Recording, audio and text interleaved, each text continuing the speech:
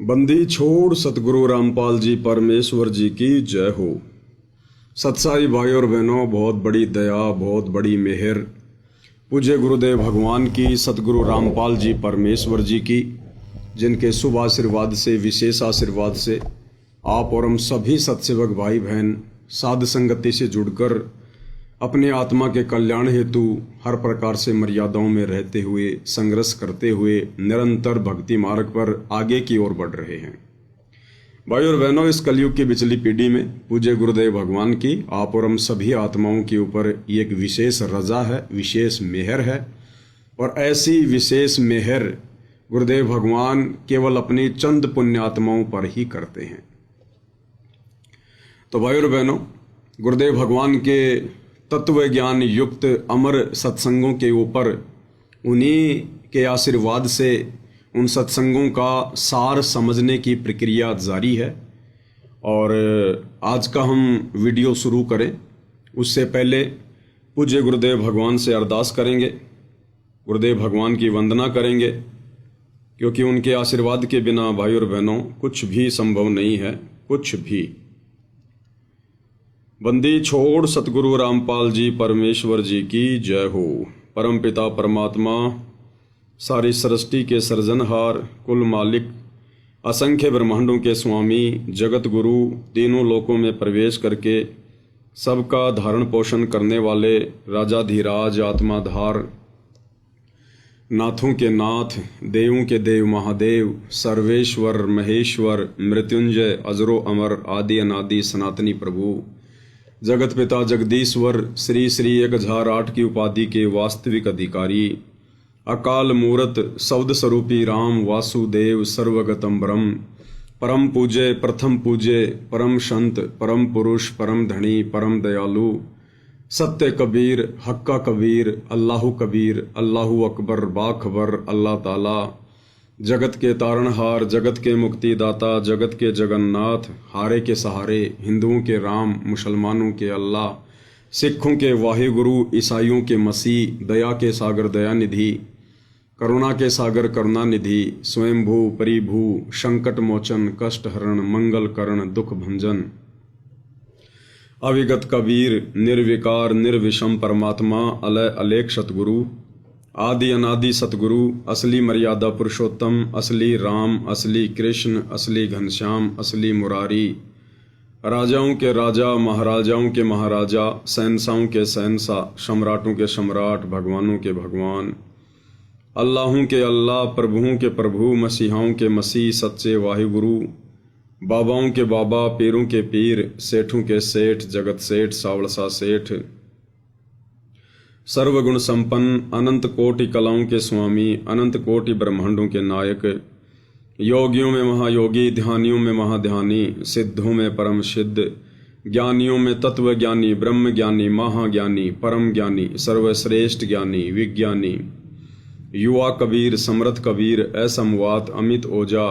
सच्चे रहनुमा, करीम अल्लाह, सुभान अल्लाह, दुनिया के अंतिम पैगंबर, 8 सितंबर 1951 से गांव धनाना, जिला सोनीपत, हरियाणा, भारतवर्ष की पावन भूमि पे प्रकट रियल कल्कि भगवान श्री नारायण साकार हरि, श्री बाबा साहेब, नूर अनंत परमात्मा, सच्चे दरवेश, सच्चे बाखबर, संत शिरोमणि सतगुरु रामपाल जी परमेश्वर जी के चरण कमल में साध संगति से जुड़े हुए देश विदेश से आप और हम सभी सत्सेवक भाई बहनों का अनंत कोटि दंडवत प्रणाम। तो भाई और बहनों, पूज्य गुरुदेव भगवान की विशेष रजा के बिना, उनकी विशेष मेहर के बिना साध संगति से जुड़ना या साध संगति से जुड़कर गुरुदेव भगवान के इस अमर तत्व ज्ञान को समझना बेहद मुश्किल है, क्योंकि परमेश्वर ने वर्तमान समय में एकमात्र जरिया जहाँ से आत्माएं अपने गुरु को परमात्मा के रूप में स्वीकार करेंगी, हृदय से ज्ञान को आधार बनाकर, ये तरीका गुरुदेव भगवान ने केवल साध संगतियों के माध्यम से शुरू करवाया है। केवल साध संगति के माध्यम से, साध संगति से जुड़े बिना आप जी ज्ञान को आधार बनाकर गुरु को परमात्मा नहीं मान सकते। और यदि आपने ज्ञान को आधार बनाकर गुरु को परमात्मा मान भी लिया तो आप जी मर्यादा में रहकर भक्ति नहीं कर सकते। इसलिए परमेश्वर ने अपनी गैर हाजिरी में बरवाला कांड 2014 के बाद हिसार जेल में बैठकर साध संगतियां शुरू करवाई।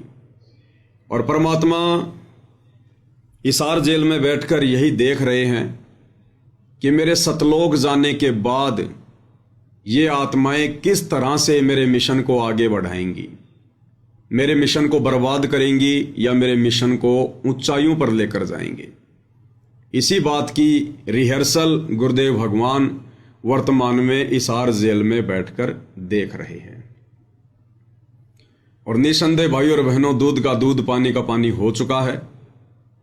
गुरुदेव भगवान का कलयुगी परिवार, उनके बेटा बेटी, भाई बंधु, रिश्तेदार, ये कोऑर्डिनेटर, नामदान संचालक, आश्रम संचालक, ये सब के सब गुरुदेव भगवान के मिशन को पाताल में लेकर जा रहे हैं, पाताल में। और परमेश्वर की चंद आत्माएं साध संगति से जुड़कर गुरु की गैर हाजिरी में इस प्रकार से भय मानकर, डर कर कि जैसे गुरुजी साक्षात हमारे सामने खड़े हैं, पल पल गुरुदेव भगवान हमें देख रहे हैं, हमारे अंग संग हैं, छाया की तरह हमारे साथ में हैं और रहते भी हैं भाई और बहनों। क्योंकि परमेश्वर की वाणी है कि जो बच्चा गऊ की नज़र में यूं साईं को संत और भक्तों के पीछे फिरे वो भगत वत्सल भगवंत। वो भगवान गुरुदेव भगवान पल पल अपनी आत्माओं के अंग संग ही रहते हैं।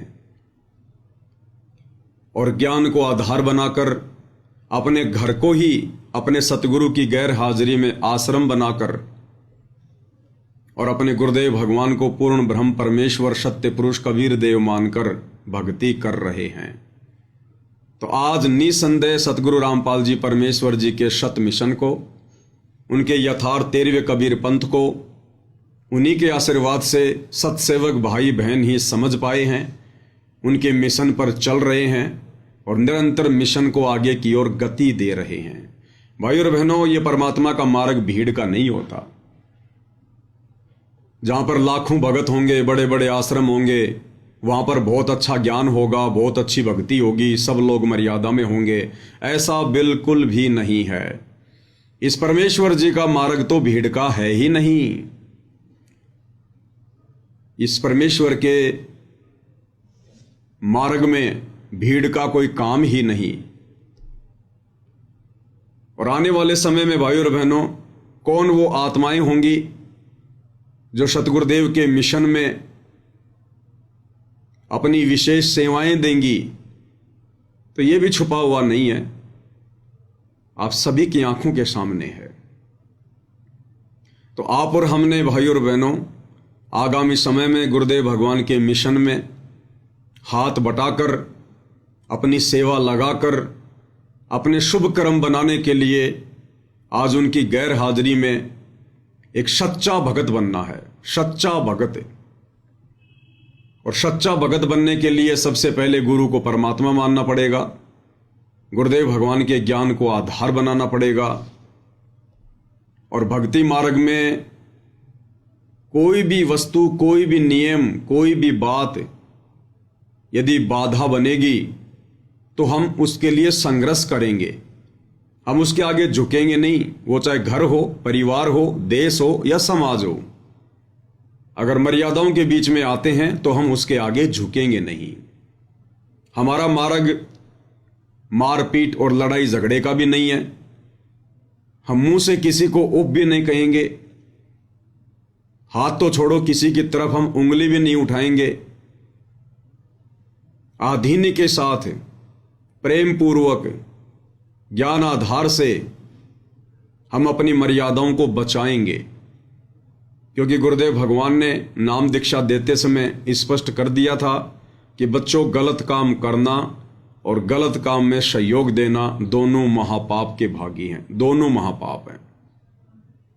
तो आप और हम भगत भाई बहनों ने आगामी समय में या वर्तमान समय में कोई भी गलती करने से बचना है। अन्यथा वर्तमान में हम जिस नाजुक दौर से गुजर रहे हैं, ये हमारी परीक्षा का समय है, हमारा फाइनल एग्जाम है, सतलोक के लिए फाइनल एग्जाम। और इस समय सावधानी हटी और दुर्घटना घटी। और हर प्रकार की मर्यादाओं को लेकर हमने सचेत रहना है। ये ना सोचना कि हम साथ संगति से जुड़ गए, हम तो साथ संगति की वीडियो देख रहे हैं, हमने तो गुरुजी की आरती उतारना शुरू कर दिया, हम गुरुजी को भोग भी लगा रहे हैं, हमें सारा ज्ञान हो गया। अगर जरा भी अहंकार आ गया, जरा भी यदि आपने नादानी दिखाई, ना समझी दिखाई, काल बिल्कुल तैयार बैठा है हमारी कमजोर नस को पकड़ने की तैयारी में बैठा है कि कहां ये आत्माएं जरा सी गलती करें, छोटी सी गलती करें, और उसी समय इनको दबोच लूं, इनकी मर्यादा तुड़वा दूं। कल जब दास लाइव आ रहा था तो लाइव के समय तो दास कमेंट्स वगैरह नहीं देख पाता है, लेकिन बाद में जब दास भंडारा करने बैठता है तो कमेंट्स वगैरह देख लेता है हल्के फुल्के।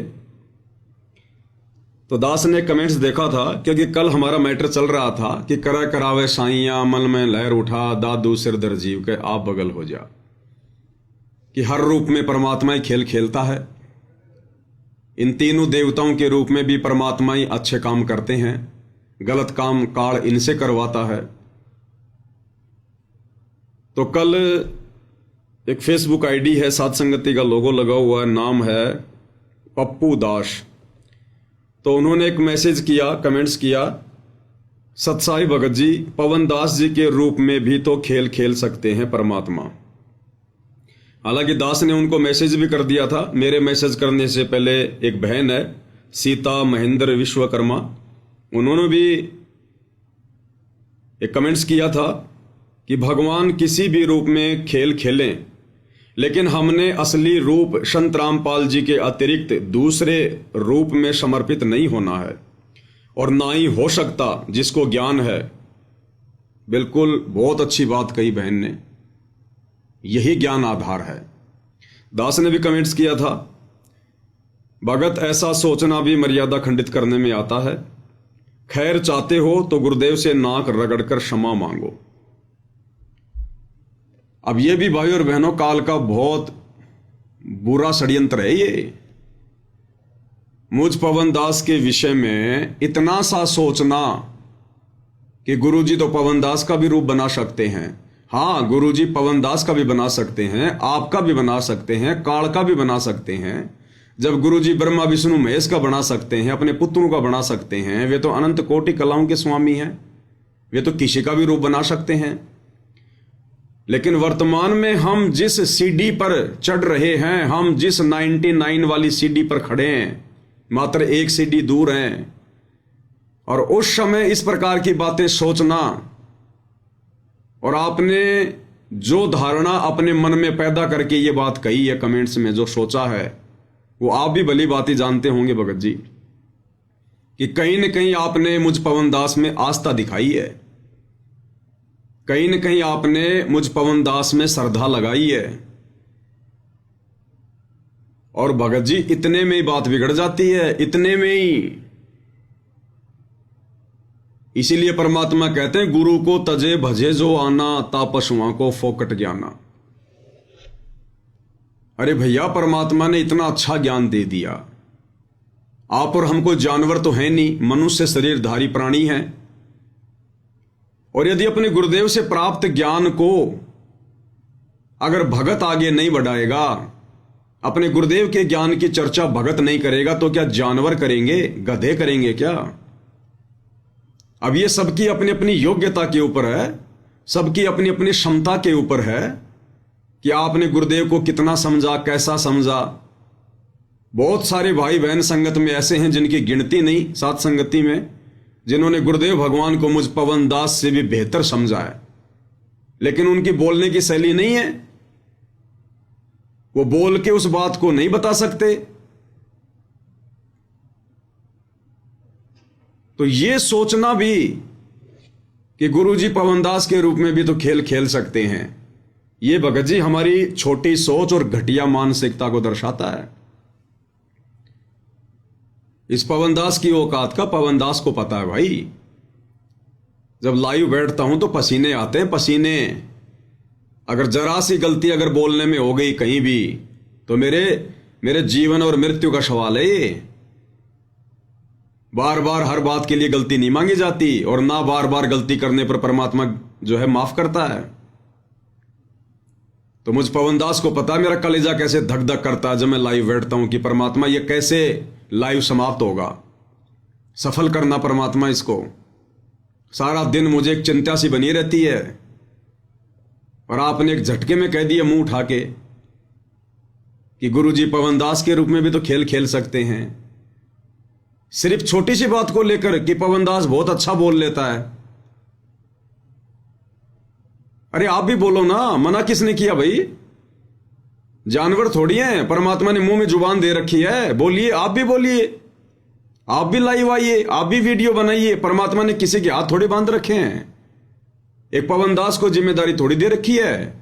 परमात्मा ने तो समान रूप से अपने ज्ञान की वर्षा की है, और जो जैसा अपने गुरुजी के ज्ञान को समझेगा, अपने गुरुजी को समझेगा, वो तो वैसा ही उनका बखान करेगा, उनकी महिमा करेगा। भगत का और क्या काम है? भगत का यही काम है, अपनी भक्ति करो और भगवान के ज्ञान का प्रचार करो। ये सोशल मीडिया दे दी भगवान ने, हम साथ संगति से लाइव जुड़कर भगवान के ज्ञान का प्रचार कर रहे हैं। और कोई अगर दो शब्द अच्छे मुंह से निकाल देता है तो उसमें जीव का श्रेय है क्या?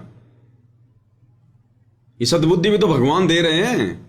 मुझ पवन दास का इसमें कोई श्रेय है क्या, कोई रोल है क्या? मैं तो हर बार कहता हूं, और आप लोगों के द्वारा फिर ये बात सोच लेना। पता है आपने अपनी कितनी भक्ति का सत्यानाश कर दिया। आपने एक मनुष्य जन्म गवा दिया। अगर आपने इस भाव से ये बात सोचकर कही है तो, अगर आपने मुझ पवन दास में जरा भी श्रद्धा व्यक्त करके, या मुझ पवन दास में सतगुरु रामपाल जी को देख करके अगर आपने ये बात कही है, क्योंकि ये तो आपकी अंतरात्मा ही जान सकती है भगत जी, तो आपने अपना ये मनुष्य जन्म बर्बाद कर दिया, और अगले की कोई गारंटी नहीं भाई। अगर अपनी गलती का पश्चाताप है तो सतगुरुदेव भगवान से इसी समय नाक रगड़ रगड़ के क्षमा याचना मांग लीजिएगा। ये छोटी मोटी गलती नहीं है, भक्ति मार्ग की सबसे बड़ी गलती है। सबसे बड़ी गलती। ये गलतियां भक्ति मार्ग में जायज नहीं है। कल को भाई बहन मेरे वीडियो उठाकर उनके ऊपर वीडियो बनाएंगे, और मेरे वीडियो के ऊपर कोई और अच्छे से समझाने वाला भगत मिल जाएगा, तो क्या उसके ऊपर आस्था लगा लोगे कि इस भगत के रूप में तो गुरुजी हैं, इस भगत के रूप में तो पवन दास आ गया? पवन दास कोई भूत है क्या? गुरुजी कोई प्रेत है क्या जो मुझ पवन दास के अंदर आ जाएंगे? कोई भूत है गुरुजी? ये सबसे बड़ी गलती है भक्ति मार्ग में, सबसे बड़ी गलती। भाई हम तो महिमा करेंगे गुरुजी की, हमें तो महिमा करने के लिए भगवान ने जुबान दी है। जिव्या तो वाये बली जो रटे हरि को नाम, नहीं तो काट के फेंक दियो मुख में बलो ना चाम। हमें गुरुदेव भगवान ने जिस मकसद के लिए जुबान दी है, हम तो भाई वही करेंगे और वही हम कर रहे हैं, और अंतिम श्वास तक यही चलेगा। अब यदि कोई इक्का दुक्का अपना कोई कर्म बिगाड़ रहा है तो उसमें हमारा दोष नहीं है, फिर उसमें पवन दास का दोष नहीं है। उसकी अपनी नादानी है, नासमझी है, अज्ञानता है, मूर्खता है, वो खुद ठोकर खाएगा। 650 साल पहले बनारस के तोतादरी शहर में पंडितों के भंडारे में, और परमात्मा ने एक भैंसे राम के ऊपर थपकी मार के और मनुष्य की भाषा में वेद मंत्र बुलवा दिए, साथ में उनका अनुवाद भी करवा दिया। तो क्या उस जोटा राम के अंदर हम कबीर भगवान को देखने लग जाएं, उस भैंसे राम की पूजा करने लग जाएं, उस जानवर की महिमा करने लग जाएं क्या? ठीक इसी प्रकार हम सब जानवर हैं। भले हमारे को मनुष्य शरीर प्राप्त है, लेकिन उस परमेश्वर की नजरों में तो हम जानवर ही हैं। उस परमेश्वर की तुलना में तो हम जानवर ही हैं। और एक जानवर को, एक मुझ जैसे नीच को, कमीण को, जानवर को, गधे को, सुअर को आप सतगुरु रामपाल जी भगवान से कंपेयर कर रहे हैं। यह गलती क्षमा योग्य नहीं है, क्षमा योग्य। यह कर्म बनाने का समय है, ये कर्म बिगाड़ने का समय नहीं है। मुझ जैसे तो ना जाने आने वाले समय में कितने भगत खड़े होंगे। ये दुनिया भर के लोग जो आज मोटिवेशनल वीडियो बनाते हैं यूट्यूब पर, बड़ी बड़ी उन कंपनी के एम्प्लॉयज के लिए, ताकि वो लोग ढंग से उस कंपनी की मार्केटिंग करें, उनको बोलने का जो है वो तजुर्बा आ जाए। ये दुनिया भर के मोटिवेशनल स्पीकर मैं क्या बोलता हूं, उनके पैर के बराबर नहीं हूं मैं।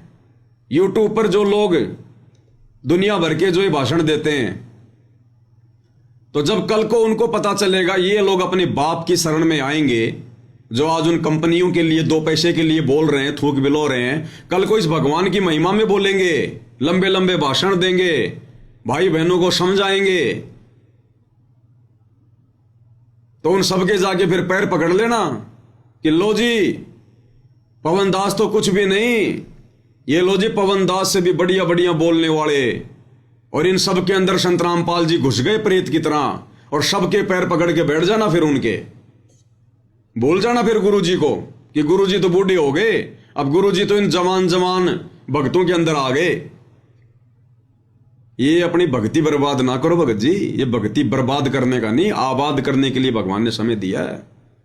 दास पहले भी 2-3 बार इस टॉपिक पर बातें कर चुका है। 2-4 मूर्ख थे ऐसे। एक हरियाणा की बहन जी थी, एक साथ संगति में आती थी, बोलती भी नहीं थी, बड़ी शर्माती थी, सत्संग करता था मैं तो भी और 2022 में जब परमात्मा ने परीक्षा ली, साथ संगति से दूर हटी, और उस समय क्या कहा करती थी, भगत जी आपके अंदर तो मुझे कबीर भगवान दिखाई देते हैं, आप सामान्य व्यक्ति नहीं हो, आप में तो कबीर जी हैं, गुरु जी भी नहीं, कबीर जी, दाढ़ी मूंछ वाला डायरेक्ट। और दास उसको बहुत समझाया करता था कि बहन जी तू मान जा, ये बकवादे नहीं चलती भक्ति मार्ग में।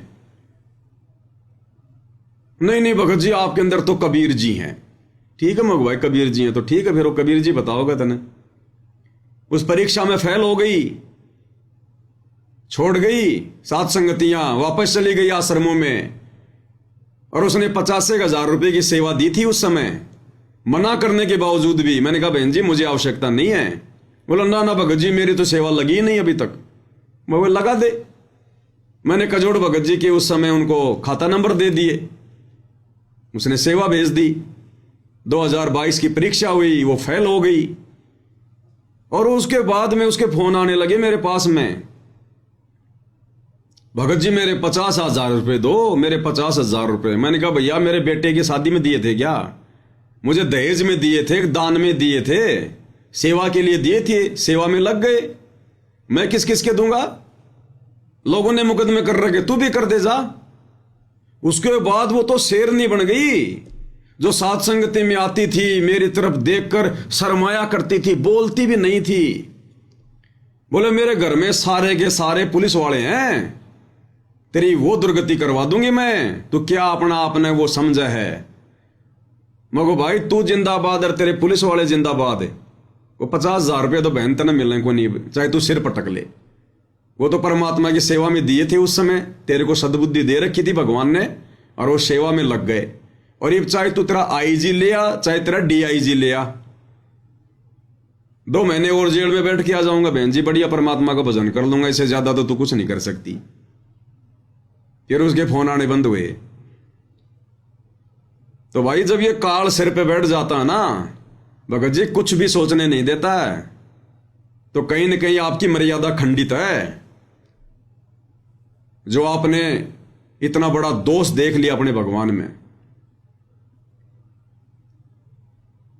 ये छोटी मोटी गलती नहीं है, भक्ति बर्बाद करने वाली गलती है ये। पवन दास में परमात्मा, मुझ दास को पता है मेरी औकात का भगत जी। हम ऐसे तो मार खाते आ रहे हैं युगों युगों से। आज से पहले उन पंडितों में जिनके मोटे मोटे पेट थे, लंबी लंबी जिनकी जटाएं थी, हम उनको भगवान मान के पूज रहे थे कि इनमें ब्रह्मा विष्णु महेश घुसे हुए हैं। भगवान ने तत्व ज्ञान देकर उनसे पीछा छुटवाया, तो हमारे जैसे जानवरों में तुम जो है भगवान देख रहे हो। भाई ये बुद्धि भ्रष्ट है, बुद्धि भ्रष्ट। आपकी मर्यादा टूटी है कहीं न कहीं, कोई न कोई, नहीं तो ऐसे गंदे विचार आ नहीं सकते मन में। तो ये भाई और बहनों बहुत सावधानी रखने की आवश्यकता है। ये काल ऐसे ठगेगा, जरा सा पॉइंट देखेगा, जरा सा पॉइंट, मुंह खोल के खड़ा है। तो भाई और बहनों, गुरुदेव भगवान के आशीर्वाद से, उनकी विशेष रजा से हमें परमेश्वर ने जो मौका दिया है साध संगति के माध्यम से अपनी आत्मा को चार्ज करने का, अपनी आत्मा को दृढ़ करने का, संघर्ष करते हुए भक्ति मार्ग पर आगे बढ़ने का, हम अपने मकसद को बिल्कुल भी ना भूलें। और जो भी शंकाएं हमारे मन में हों, हम प्रत्येक शंकाओं का समाधान कर लें, क्योंकि शंका रहित होकर ही हम दृढ़ता से भक्ति मार्ग पर आगे बढ़ सकते हैं। परमात्मा कहते हैं, मां मुंडू उस संत की जिससे संसा न जाए, और काल कहात है थोड़े शंका सब जग खाए। यह काल तो खाली लाखों को खाता है रोजाना, लेकिन शंका तो रोजाना करोड़ों को खा रही है, करोड़ों को। और गुरुदेव कहते हैं, शंका सूल बबूल है, सूल के कांटे की तरह है शंका। अगर मन में उत्पन्न हो गई, जब तक निकलेगी नहीं, हम भक्ति नहीं कर सकते। तो परमेश्वर ने एक मौका दिया, हमें एक मंच बनाकर दिया गुरुदेव ने, साध संगति। इसके माध्यम से हम अपनी शंकाओं का समाधान करवा सकते हैं, क्योंकि यहां जो भी शंका का समाधान होता है गुरुदेव के तत्व ज्ञान आधार से होता है। भले ही परमात्मा ने आपके सामने पवनदास के रूप में एक ये छोटा सा यंत्र खड़ा कर रखा है, लेकिन समाधान गुरुदेव के ज्ञान आधार से, उनके सत्संग दिखा दिखा कर।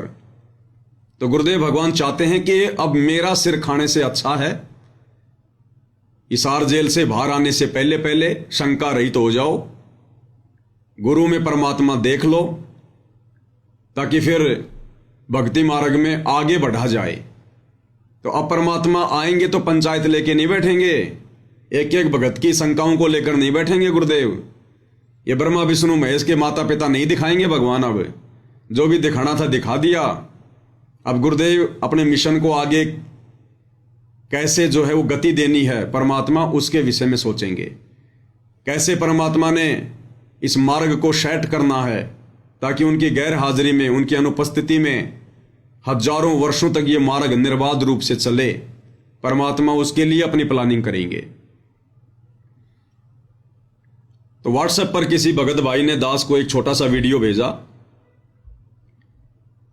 और उन्होंने कहा कि भगत जी मुझे एक शंका हो गई है, इसको लेकर अगर परमात्मा आपको प्रेरणा करें तो ज्ञान आधार से आप इसका समाधान कीजिएगा। और शंका क्या थी? गुरुदेव भगवान ने एक सत्संग में कहा कि जैसे हम लोग ये फिनाइल वगैरह से बाथरूम साफ करते हैं, पोंछा वगैरह लगाते हैं, या जैसे हम बीमार हो जाते हैं तो हम लोग इंजेक्शन लगवाते हैं, टैबलेट खाते हैं, दवा खाते हैं, तो वो दवा क्या करती है शरीर में जाकर, जो हानिकारक जीवाणु होते हैं उनको मारती है। अगर हम इंजेक्शन नहीं लगाएंगे, टैबलेट नहीं खाएंगे, उपचार नहीं करेंगे, तो वो जीवाणु जो हानिकारक हैं वो फिर हमें मार देंगे, और हम मर गए तो फिर भक्ति कैसे करेंगे। तो इसी संदर्भ में आगे गुरुदेव ने कहा कि जैसे कोई हिंसक जानवर है, कोई भेड़िया है, कोई सर्प है, कोई सांप है, अगर वो आपके घर में घुस जाए तो पहले तो उसको प्यार प्रेम से निकालो, फिर भी यदि वो नहीं निकल रहा है तो फिर उसको मार दें। उसको मारने से फिर पाप नहीं लगेगा। तो एक भगत जी को शंका हो गई, और शंका भी भाई और बहनों जाहिर है, क्योंकि अब साथ संगति से जोड़कर गुरुदेव भगवान ने हमें जिस पायदान पर पहुंचा दिया है, इस पायदान पर तो हम चींटी को भी नहीं मार सकते। चींटी को भी, सर्प तो बहुत लंबी चौड़ी चीज है, हम उसको कैसे मार सकते हैं। तो भगत के मन में जरा सी शंका होगी कि गुरुदेव ने जो कहा वो भी सत्य है, अगर मार देंगे तो उसका पाप भी नहीं लगेगा क्योंकि भगवान कह रहे हैं। लेकिन गुरुदेव ने ज्ञान ऐसा दे दिया, हम मार भी नहीं सकते। तो इसका कोई बीच का रास्ता, इसका कोई समाधान। तो देखो भाई और बहनों, पहले हम पूज्य गुरुदेव भगवान के मुकम्मल से छोटा सा ये सत्संग सुन लेते हैं 56 सेकंड का। लगाते हो, आपका उन जीवों को मारना उद्देश्य नहीं है, उन हानिकारक जीवों से बचने का उद्देश्य है। आपकी बॉडी में कोई डिफेक्ट होता है, कोई रोग लगता है, तो जीवाणु ही होते हैं वहां जो आपकी बॉडी को नाश करने पर तुले हुए होते हैं। उनके लिए जो गोली टैबलेट हम खाते हैं, औषधि खाते हैं, वो जीवाणुओं को ही मारती है।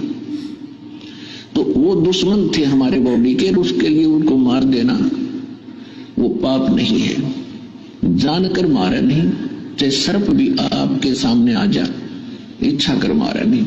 आपके घर में घुस जा और आपको लगे कि डस सकता है तो उसको कोशिश करो निकालने की, नहीं निकला तो जैसे मार दो, उसका पाप नहीं। तो इस तरह के हमने कर्मों को बचाना है और परमात्मा के विधान अनुसार हमने अपनी भक्ति को चलाना है। तो गुरुदेव भगवान ने जो बात कही वो भगत को समझ में नहीं आई, और भगत ने कहा कि भगत जी हम सर्प को कैसे मार सकते हैं। बिल्कुल भगत जी, अगर आपको परमात्मा ने प्रेरणा की है, आपने ये वीडियो भेजा है, तो परमात्मा ने एक संदेशा भक्तों को दिलवाना है। देखो भाई और बहनों, हम कोई सामान्य भगत नहीं हैं। ये जितने भी नकली साधु संत महात्मा आचार्य शंकराचार्य हैं, ब्रह्मा विष्णु महेश हैं, इनके जितने भी भगत हैं, हम उन भगतों की श्रेणी में नहीं हैं। हम तो उनके गुरुओं से भी ऊपर की श्रेणी में हैं। हम तो उन शंकराचार्यों से भी ऊपर की श्रेणी में हैं। गुरुदेव भगवान ने हमें अपने आशीर्वाद से तत्व ज्ञान देकर, अपनी शरण में लेकर उस स्तर पर बैठा रखा है। ब्रह्मा विष्णु महेश भी इस अध्यात्म ज्ञान में आप और हमारे से नीचे नीचे हैं, नीचे नीचे। तो गुरुदेव ने जो कहा है वो भाई और बहनों उन सत भक्तों के लिए नहीं कहा। यह आदेश गुरुदेव का सर्व के लिए नहीं है, सबके लिए नहीं है। जैसे परमात्मा ने बताया कि शरीर में कहीं भी पीड़ा है, कहीं भी रोग है, कहीं भी चोट है, इंजेक्शन कहां लगाया जाता है? पीछे लगाया जाता है, कुल्ले पर, और वो उसी रोग पर जाकर अपना असर करता है वो दवा। तो गुरुदेव भगवान का जो ज्ञान है वो पहली से लेकर पीएचडी तक का है, क्योंकि सत्संग में हर श्रेणी के भगत भाई बहन बैठे होते हैं।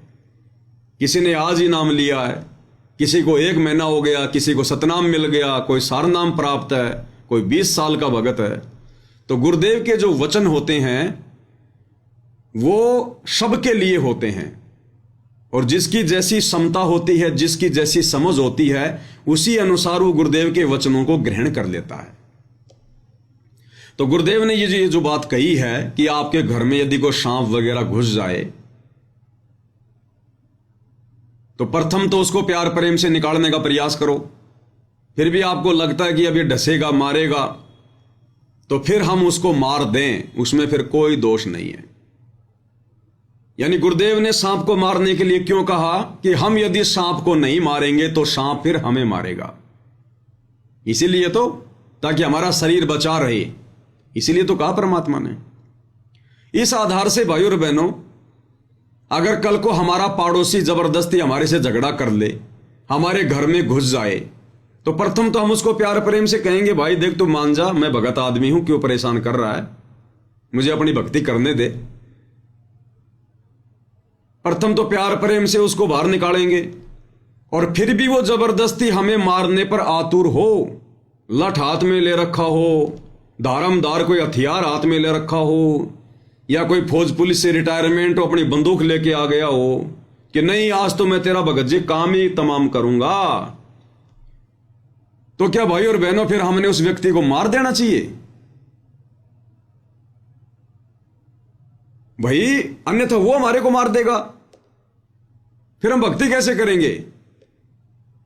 भाई गुरुदेव ने यही तो कहा कि प्रथम तो सांप को, जो आपको मारना चाहता है, आपको डसना चाहता है, आपका जीवन समाप्त करना चाहता है, प्रथम तो प्यार प्रेम से बाहर निकालो, नहीं निकलता तो फिर मार दो।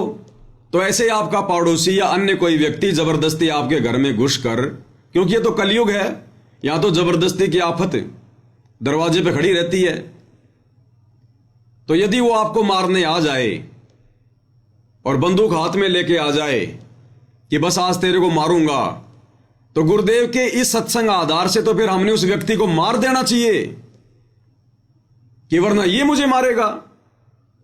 और मार दिया तो फिर क्या होगा? मार दिया तो फिर क्या होगा? फिर जेल में बैठ के भक्ति करने की, जेल में बैठ के भक्ति करनी पड़ेगी पूरी उम्र। तो गुरुदेव के कहने के भावार्थ को समझिए भाई और बहनों। गुरुदेव ने यह सत्संग उन नादान भक्तों के लिए, उन मर्यादाहीन भक्तों के लिए बोला है जो भक्ति भी कर रहे हैं लेकिन मर्यादाओं में नहीं है, जो अपने सतगुरु को और भक्ति को हल्के में ले रहे हैं। उन आत्माओं के लिए गुरुदेव ने कहा है, अगर कोई शरप या कोई ऐसा जानवर, कोई भेड़िया वगैरह अगर आपके घर में घुस जाए या आपको मारने पर आतुर हो, तो आप उसको मार दो, वो पाप आपको नहीं लगेगा। क्यों कहा गुरुदेव ने? कि वो मर्यादा में तो है नहीं, उसकी पूरी श्रद्धा, पूरा विश्वास तो अपने भगवान पर है नहीं, और भगवान उसी की मदद करेगा जो मर्यादा में होगा, जिसको विश्वास होगा। कहे कबीर सुनो वे साधो, मैं तो हूं विश्वास में। तो गुरुदेव ने उन मर्यादाहीन भक्तों को इस प्रकार का आदेश दिया है कि मैं तो उनका कोई बचाव जो है कर नहीं पाऊंगा उन विशेष परिस्थितियों में, क्योंकि वो मर्यादा में नहीं है, और मर्यादा में नहीं है तो वो सांप या भेड़िया उसको मारेगा, और मारेगा तो उसका मनुष्य जन्म बर्बाद हो जाएगा। इससे अच्छा है उस सांप को, भेड़ियों को वो मार दे, कम से कम उसका शरीर तो बचा रहेगा, टूटी फूटी भक्ति तो करता रहेगा। अन्यथा सांप उसको मार देगा, खा जाएगा, डसेगा उसको, भेड़िया मार देगा उसको। तो ये उन अमर्यादित भक्तों के लिए परमेश्वर ने ये बात कही है, और गुरुदेव ने अपने मुख कमल से बोल दी, तो फिर परमात्मा उसका पाप उस भगत को नहीं लगने देगा, बस उसका शरीर फिर सुरक्षित रहेगा, वो नालायक भक्ति करता रहेगा अपनी। और भाई जो मर्यादा में है, जिसका विश्वास अपने गुरुदेव भगवान पर है, जो अपने गुरु को परमात्मा मान लिया है, और जिसने अपना तन मन धन अपनी आत्मा के कल्याण के लिए अपने गुरुदेव के चरणों में न्योछावर कर दिया है, उसका तो शेर भी बाल बाका नहीं कर सकता। शेर भी, काल भी 100 कदम दूर रहेगा उस भगत से, काल भी। फिर सर्प क्या बिगाड़ लेगा भाई उसका? सर्प क्या बिगाड़ लेगा? फिर भगवान कौन से दिन काम आएगा? फिर भगवान कौन से दिन हमारी मदद करेगा? कौन से दिन हमारी हेल्प करेगा? इसके लिए भाई और बहनों हमने सत्संगों को आधार बनाना पड़ेगा। सत्संगों को, मान लीजिए मैं पवन दास मर्यादा में हूं, जो मर्यादा मुझे गुरुदेव ने बता रखी है, मैं गुरुदेव के प्रत्येक वचन में चल रहा हूं। अनजाने में भले मेरे से गलती हो रही हो, लेकिन जानबूझ के मैं नहीं कर रहा, जितना मुझे ज्ञान है, जितना मैं गुरुदेव की मर्यादाओं से परिचित हूं। और मैं अपना जीवन अपने गुरुदेव के चरणों में समर्पित कर चुका हूं, तो सर्प मेरा बिगाड़ क्या लेगा? अगर मुझे डस भी लेगा तो मेरा बिगाड़ क्या लेगा? वो जहर मेरे ऊपर असर ही नहीं करेगा, क्योंकि गुरुदेव ने कह रखा है कि जो मर्यादित भगत है उनके ऊपर काल का विधान लागू नहीं होता। तो ये सर्प से डसना, अकाल मौत होना, ये काल का विधान है, ये मर्यादित भगत के ऊपर लागू नहीं है। हम लोग रोजाना असुर निकंदर रमेणी करते हैं भक्ति बोध से, असुर निकंदर रमेणी, और उसमें लास्ट में रक्षा मंत्र आता है। फिर हम क्यों पढ़ रहे हैं इसको? क्या शिक्षा ली फिर हमने इससे? क्या कह रहे हैं गुरुदेव? सतगुरु शरण शरणाई, शरण गए कछु भय नहीं व्यापे, काल जाल भय मिट जाई। यानी सतगुरु की शरण में आने के बाद अगर आप मर्यादा में रह के भक्ति कर रहे हैं तो काल का जाल उस भगत के ऊपर से हट जाता है। कोई भय उस भगत को व्याप्त नहीं होता, सारा काल का भय और जाल मिट जाता है, सतगुरु समाप्त कर देता है। उस आत्मा को सतगुरु काल के विधान से बाहर कर देता है। रोग शोग छल छिद्र न व्यापे, सन्मुख न ठहराई।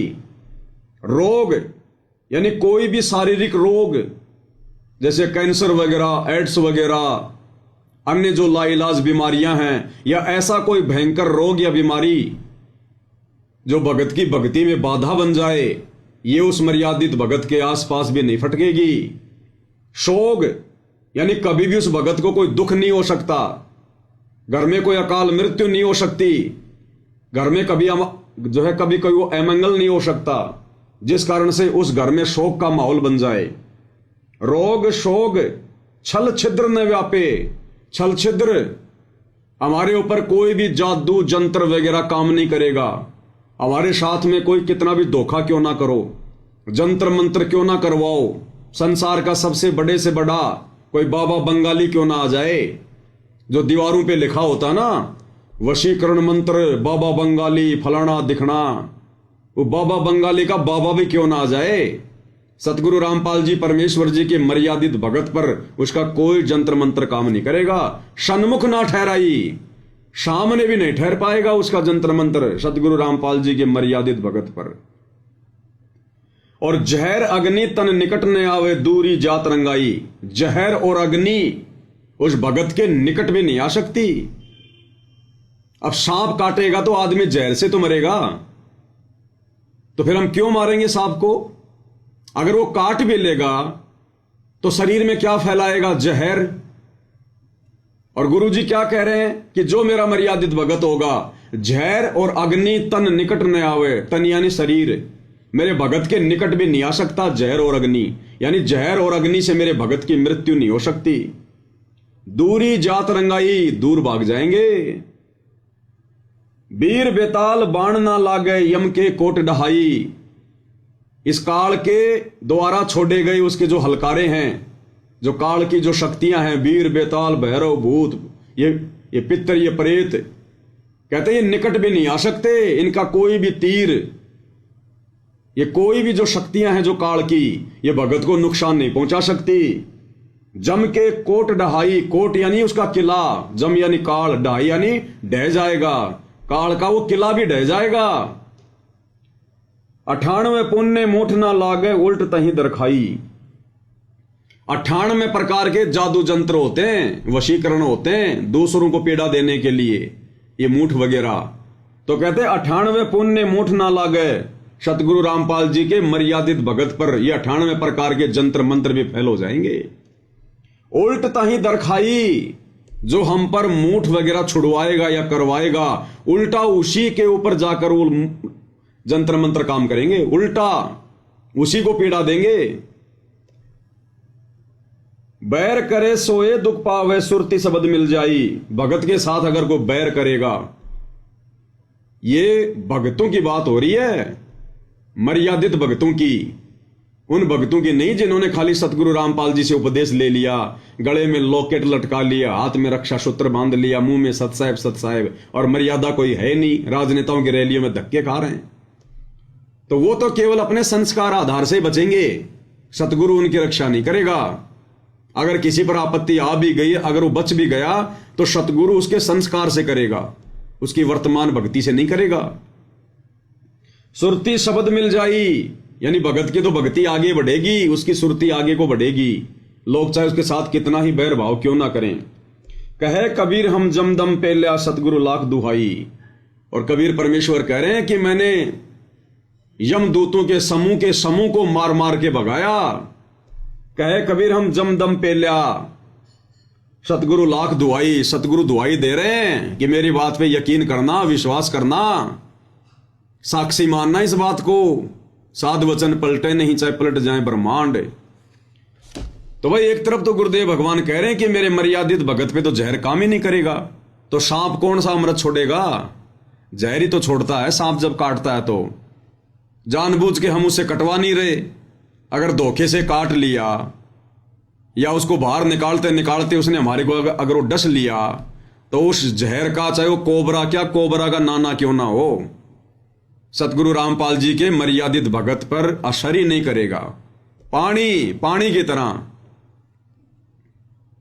दूसरी बात भाई और बहनों, आपको समझ में आएंगी ये सारी बातें कि परमेश्वर ने जो सांप को मारने की बात कही है, ये केवल अमर्यादित भक्तों के लिए कही है, क्योंकि गुरु तो उनकी रक्षा करेगा नहीं। इससे अच्छा नालायक वो सांप को मार दे, क्योंकि सर्प मर जाए तो ठीक है, अगर मनुष्य मर जाएगा तो नुकसान है, क्योंकि सर्प तो भक्ति नहीं कर सकता, वो तो दूसरी योनि ले लेगा। लेकिन वो मर गया तो भक्ति कैसे करेगा? तो उन अमर्यादित भक्तों के लिए कहा गुरुदेव ने। अन्यथा भाई और बहनों, आज हम तो गुरुदेव की शरण में हैं। वर्तमान में हमें तत्वदर्शी संत प्राप्त है। हम शत भक्ति मंत्रों का जाप कर रहे हैं। कलयुग की बिचली पीढ़ी है, और यदि हम जरा सा पीछे जाएं, सतयुग में या त्रेता युग में, जब भगत प्रहलाद जी का जन्म हुआ था, उसका पिता हिरण्याकुश उस भगत को परेशान करने के लिए, उस भगत को जान से मारने के लिए उसने 84 प्रकार की घटनाओं को अंजाम दिया था। 84 प्रकार के यत्न किए थे, और एक समय उसने भगत प्रहलाद को जान से मरवाने के लिए अपने सैनिकों को आदेश दिया कि इसको जंगल में ले जाओ और इसको सर्पों के बीच में डाल दो, सर्पों के बीच में, जहरीले सर्पों के बीच में। भगत प्रहलाद को सैनिक पकड़ कर ले गए और जंगल में सर्पों के बीच में डाल के आ गए। वापस घर पे आ गए। दूसरे दिन हिरण्यकश्यप ने आदेश दिया कि जाओ, अब तक तो सांप उसको खा चुके होंगे, मर चुका होगा, उसकी डेड बॉडी को ले आओ। मेरे आदेश की अवहेलना करने वालों का क्या अंजाम करता हूं मैं, ये दुनिया भी देखेगी। ले आओ उसकी डेड बॉडी को। सैनिक गए तो सैनिकों ने क्या देखा? दोपहर का समय था, धूप बहुत ज्यादा थी, सैनिकों के पसीने पसीने, और जब वो गए वहां पर कि वो मर चुका होगा, सैनिकों ने देखा वो जहरीले सर्प बहुत सारे, सैकड़ों की संख्या में, और भगत प्रहलाद के ऊपर अपने फण उठाकर छाया करके बैठे थे, छाया करके। भगत प्रहलाद के चारों तरफ अपने फण उठाकर छाया किए हुए थे वो सर्प, छाया, कि भगत को कहीं कोई गर्मी ना लग जाए। फिर आज हम सर्प क्यों मारेंगे? हम क्यों मारें? हमें किस बात का भय?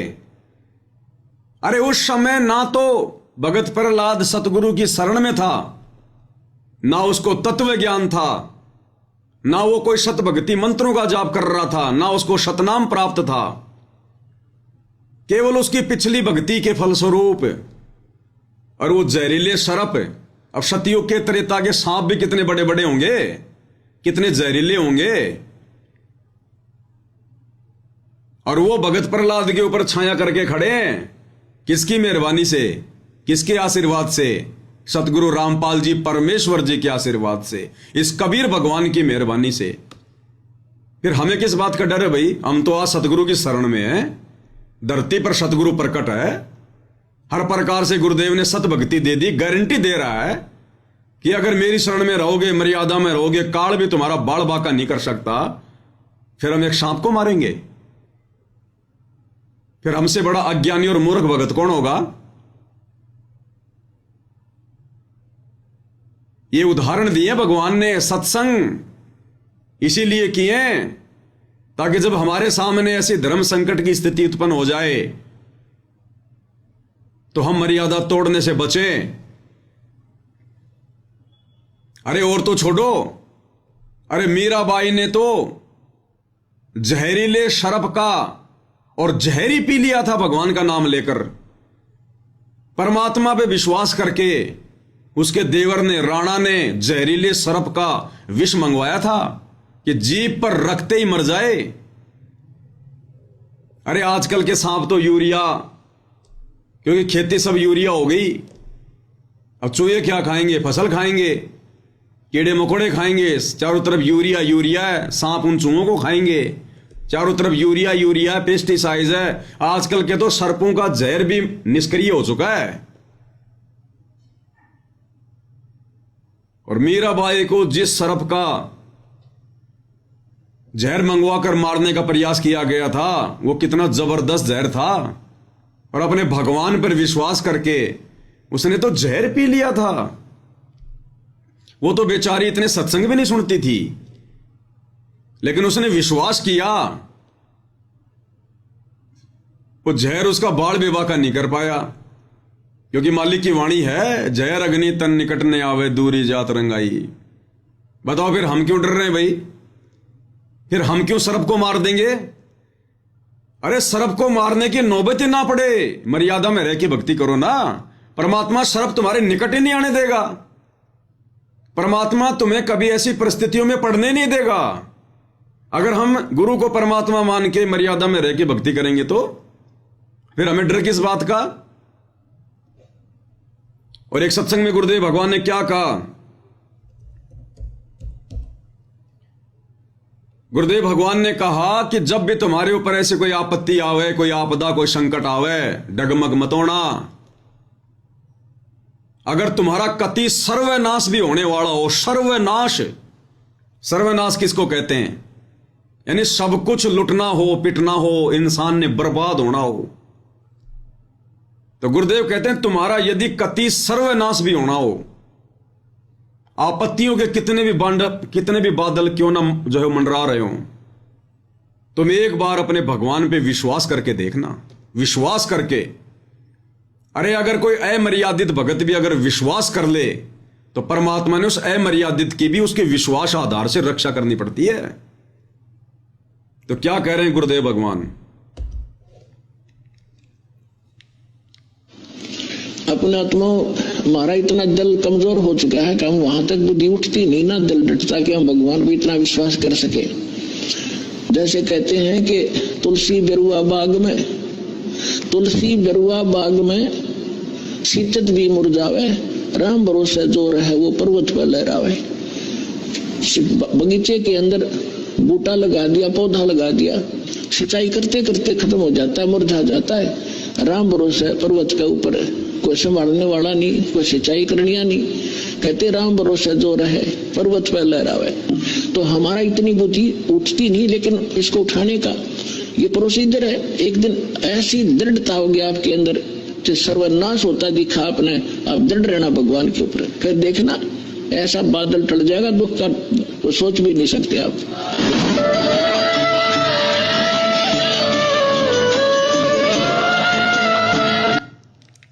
तो गुरुदेव भगवान कहते हैं चाहे कति तुम्हारा सर्वनाश क्यों ना होना हो, तुम विश्वास रखना, दृढ़ रहना। भगवान आपत्तियों को ऐसे टाल देगा जैसे बादलों को हवा ले जाती उड़ा के। तो भक्ति विश्वास की है भाई, मर्यादाओं की भक्ति है।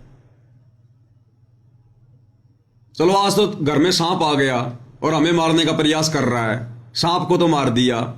अब ये आदत रहेगी फिर हमारी, फिर हमारा विश्वास कहां बना गुरुदेव पर? फिर कल को ये शरीर छोड़कर जब त्रिकुटी की यात्रा करेंगे तो यम के दूत भी आएंगे, वो भी मारने के लिए आएंगे। उनका सामना करके दिखाना, फिर उनका सामना करके दिखाना, उनको मार के दिखाना। सांप को तो मार दे, कोई बड़ी बात नहीं है, वो तो मर जाएगा बेचारा। उन यम के दूतों को मार के दिखाना, फिर उनसे कैसे लड़ेगा? भक्ति से लड़ेगा ना।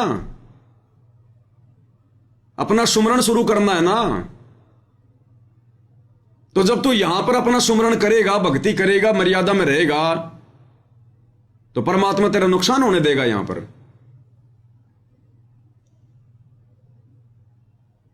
और एक सत्संग में गुरुदेव भगवान ने मीराबाई के चाचा ससुर भुवन के बारे में बताया। भुवन के बारे में, भुवन राणा का महामंत्री था और उसको शिकार भी खेलने के लिए जाना पड़ता था।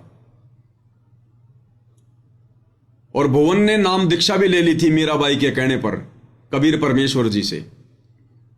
एक दिन भुवन शिकार खेल कर आया, वापस आकर मीराबाई को बताने लगा कि आज मैंने एक गर्भवती हिरण को मारा, एक ही तलवार के झटके में 2 टूक कर दिए मैंने, गर्भवती थी। मीरा ने कहा कि चाचा तू भक्ति नहीं कर सकता, तू भगत नहीं है, तेरा हाथ कैसे उठ गया? गुरुजी तो चींटी को भी सताने से मना करते हैं, चाचा तू भक्ति के योग्य नहीं है। वो भी डर गया, उसको भी अपनी गलती का पश्चाताप हुआ कि चाचा तेरा तो नाम खंड हो गया। आगे से भवन के मन में ऐसी धारणा बन गई, उसने वो लोहे की तलवार रखना बंद कर दिया, लकड़ी की तलवार रखना शुरू कर दी। बोला अगर मारना भी पड़ गया तो खाली लकड़ी वकड़ी मार दूंगा, लेकिन हत्या नहीं करूंगा। और क्या सोचा भवन ने कि भले शेर मुझे खा जाए लेकिन मैं हत्या नहीं करूंगा। अब यहां ये बात भी तो बोल रहे हैं गुरुदेव, उस बात को तो हमने पकड़ लिया कि सांप आ जाए घर में तो मार दो, और यहां भी तो वही परमात्मा बोल रहे हैं भवन का उदाहरण देकर, भले शेर मुझे खा जाए लेकिन मैं हत्या नहीं करूंगा। तो वहां भी तो बोल सकते थे गुरुजी कि शेर सार को मार दो, अगर ऐसे आ जाए तो कोई दिक्कत नहीं है, पाप नहीं लगेगा। गुरुदेव भगवान के मुख कमल से सुनते हैं।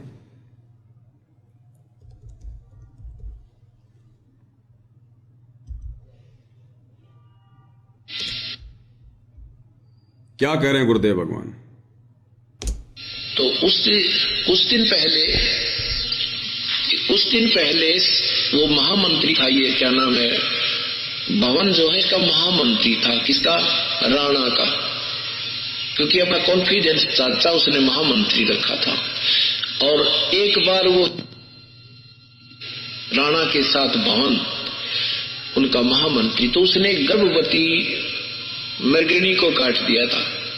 गर्भवती मृगणी उसकी तलवार पे शिकार कर दी थी, और वो तड़प तड़प कर मां बेटा दोनों मर गए थे। उस दिन के बाद वो मीराबाई से आकर उसने बताया कि बेटी आज मेरे से ये गलती होगी।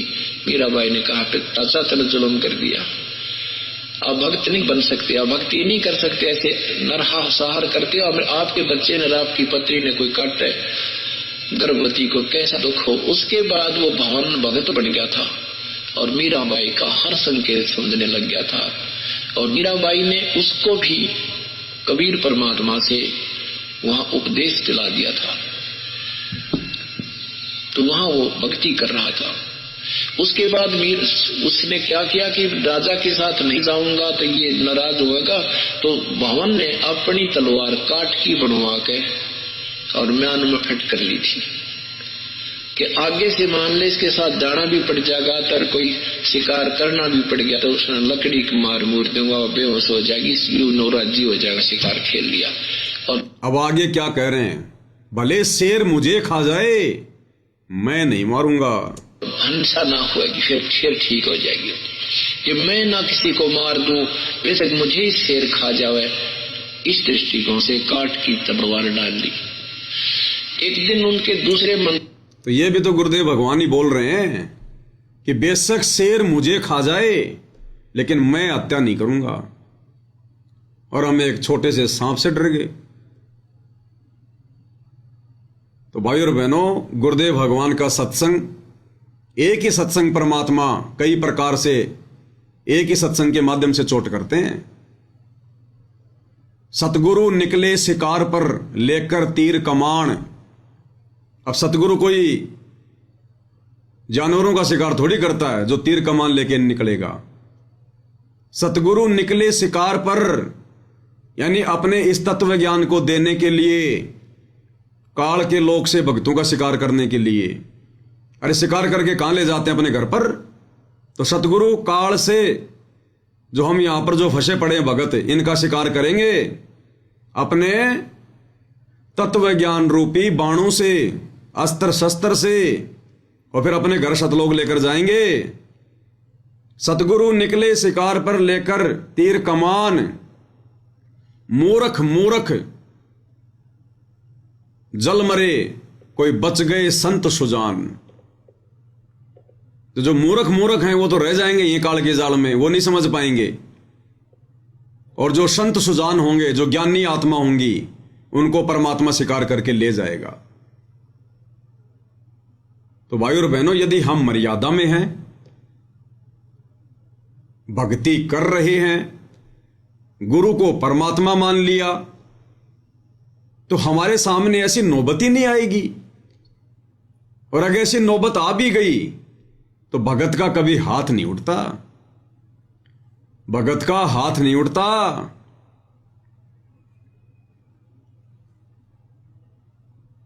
एक सत्संग में गुरुदेव भगवान ने हनुमान जी का जिक्र किया। हनुमान जी का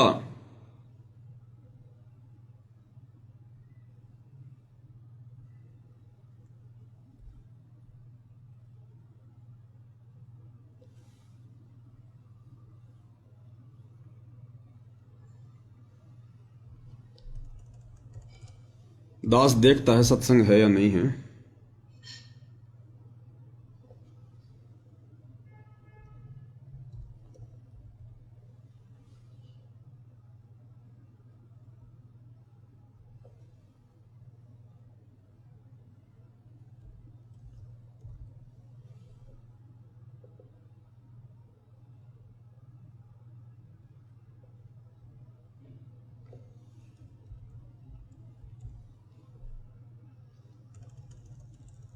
दास ने सेव तो किया था भाई और बहनों, कहाँ चला गया।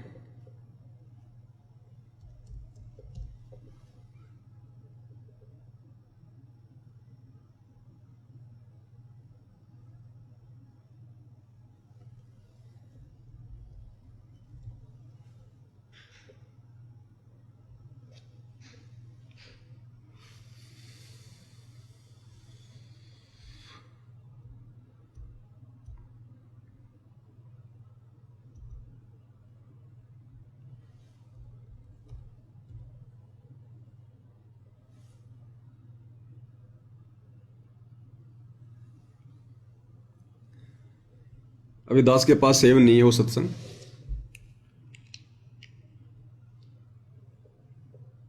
उसमें जब त्रेता युग में कबीर परमेश्वर मुनिंदर ऋषि के नाम से आए हुए थे,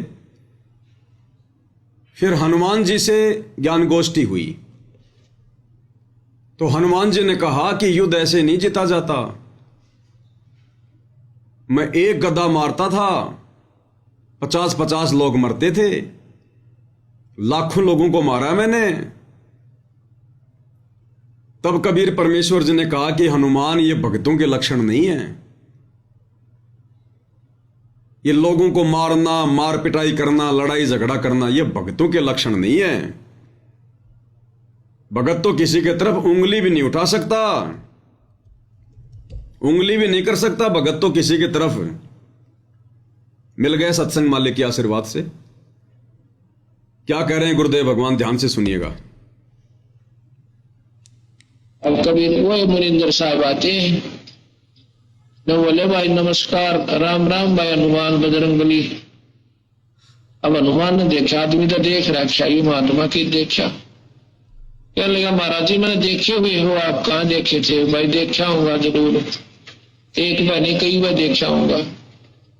पहले हम देखा था जब तेरा कंगन रल गया था उस मटके में, मैं वही मुनिंदर हूँ भाई। और दूसरी बात की देखा होगा तो नहीं, जब तेरे राम का पुड़ना बंद था, मैं वही मुनिंदर हूँ भाई। बोला हनुमान भाई रहे भगवान बचे पार पड़ेगे, जी भजू सो भगवान का माड़ा राखू सो, राम राम राम राम कराया करो। नादानी राम राम करने तक कोई ना पार पड़े। कौन है तेरा राम, तेरा इष्ट कौन है? कि रामचंद्र दशरथ पुत्र ना बेटा। मैं बोला जी इस भगवान का आसरा लेकर श्री राम की शक्ति तय एक का लठ मारो था, 20 मरे थे गदा। मुनिंदर जी कहते हैं ये साधु लक्षण नहीं हनुमाना, यह मार काट करना संता का काम नहीं होता बीरा, ये भी तेरे में भक्ता के लक्षण कोई नहीं। फिर बता भाई, मान जा मेरी बात हनुमान जी। क्या कहा मुनिंदर रूप में गुरुदेव भगवान ने जब हनुमान जी ने कहा कि मैं एक का लठ मारू था 50-50 मरे थे, तो गुरुदेव ने कहा कि ये संतों भक्तों के लक्षण नहीं है, मार पिटाई करना, लड़ाई झगड़ा करना। ये अब भाई और बहनों, ये बहुत गहरी गहरी बातें हैं। ये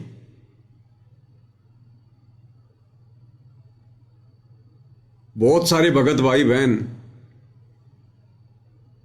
जो फौज में सेवा दे रहे हैं, जो पुलिस में सेवा दे रहे हैं, और लड़ाई के समय फिर बॉर्डर पर उनको जाना पड़ेगा, लड़ाई करनी पड़ेगी, बंदूक हाथ में होगी, सामने वाले को माला पहनाने के लिए नहीं, उसकी जान लेने के लिए, उसको मारने के लिए, या आपने कोई गोला बारूद छोड़ना है, कोई मिसाइल चलानी है सामने वाले की जान लेने के लिए। हर एक चीज को गुरुदेव भगवान खुल के नहीं बताएंगे। आप कैसे किसी की जान ले सकते हैं सतगुरु रामपाल जी के भगत होकर?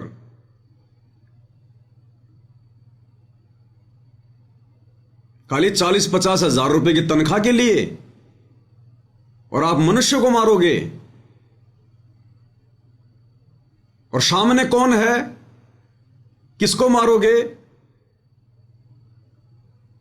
जिन जिन देशों का बॉर्डर लगता है, और वहां पर कौन लड़ाई करेगा? आप जैसे ही बेचारे निर्दोष। आप अगर भगत हो सतगुरु रामपाल जी के, फौज पुलिस में हो और लड़ाई करने के लिए बॉर्डर पे चले गए, तो दूसरे देश से भी तो बेचारे सैनिक ही आएंगे, वो भी तो आपकी तरह ही हैं। और उनमें यदि तुम्हारा कोई भगत भाई हुआ तो, अरे अब तो हर देश में गुरुदेव के भगत हैं। पाकिस्तान में भी जो है सतगुरु रामपाल जी के भगत हैं, आर्मी में भी बहुत हैं पाकिस्तान में। और भारत पाकिस्तान की हो गई लड़ाई, छिड़ गया युद्ध, और भारतीय सेना में सतगुरु रामपाल जी का भगत, और उधर से पाकिस्तान की सेना में भी सतगुरु रामपाल जी का भगत। इधर से तो वो तान के खड़ा बंदूक अपने गुरु भाई पर, उधर से वो तान के खड़ा बंदूक अपने गुरु भाई पर। नालायको, ये तत्व ज्ञान है क्या? और भगत ना भी हो सामने तो किसको मारोगे तुम? मनुष्य मारोगे। जैसे तुम एक जिम्मेदारी के तहत खड़े हो, वो भी तो एक जिम्मेदारी के तहत खड़ा है। दुश्मनी क्या है? ये परमेश्वर हर बात के लिए संकेत नहीं करेंगे। तुम कैसे मनुष्य मार सकते हो भगत होकर?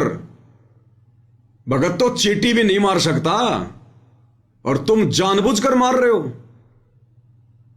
पता है तुम्हें कि वो भी मेरे जैसा किसी मां का बेटा है, निर्दोष है। कैसे मार दोगे? सतगुरु रामपाल जी के भगत होकर। इब्राहिम सुल्तान का उदाहरण क्यों दिया गुरुदेव ने? राज्य त्याग दिया, राज्य। वो एक सैनिक नहीं था, सैनिकों का राजा था। और राज्य उसने क्या सोच कर त्यागा था कि राज्य में भक्ति नहीं हो सकती। अगर राज्य करूंगा और भक्ति भी करूंगा तो कल को मेरे को युद्ध भी करने पड़ेंगे, लड़ाई भी करनी पड़ेगी, मेरे को भी जाना पड़ेगा युद्ध क्षेत्र में, मेरे हाथ से भी इंसान मरेंगे, और मैंने सैनिकों को आदेश देना पड़ेगा। मेरे आदेश देने से भी अगर लोग मरेंगे तो भी मैं पाप का भागी बनूंगा। इसलिए इब्राहिम सुल्तान ने वो राज्य त्याग दिया था, हत्याओं का पाप अपने सिर पर बचाने के लिए। और हम क्या करेंगे वर्तमान कलयुग की पिछली पीढ़ी में? पेट भरने का तरीका केवल नौकरी नहीं है। इस परमात्मा के पास में लाखों तरीके हैं। जिसने भजन दिया है, भोजन की व्यवस्था वो करेगा।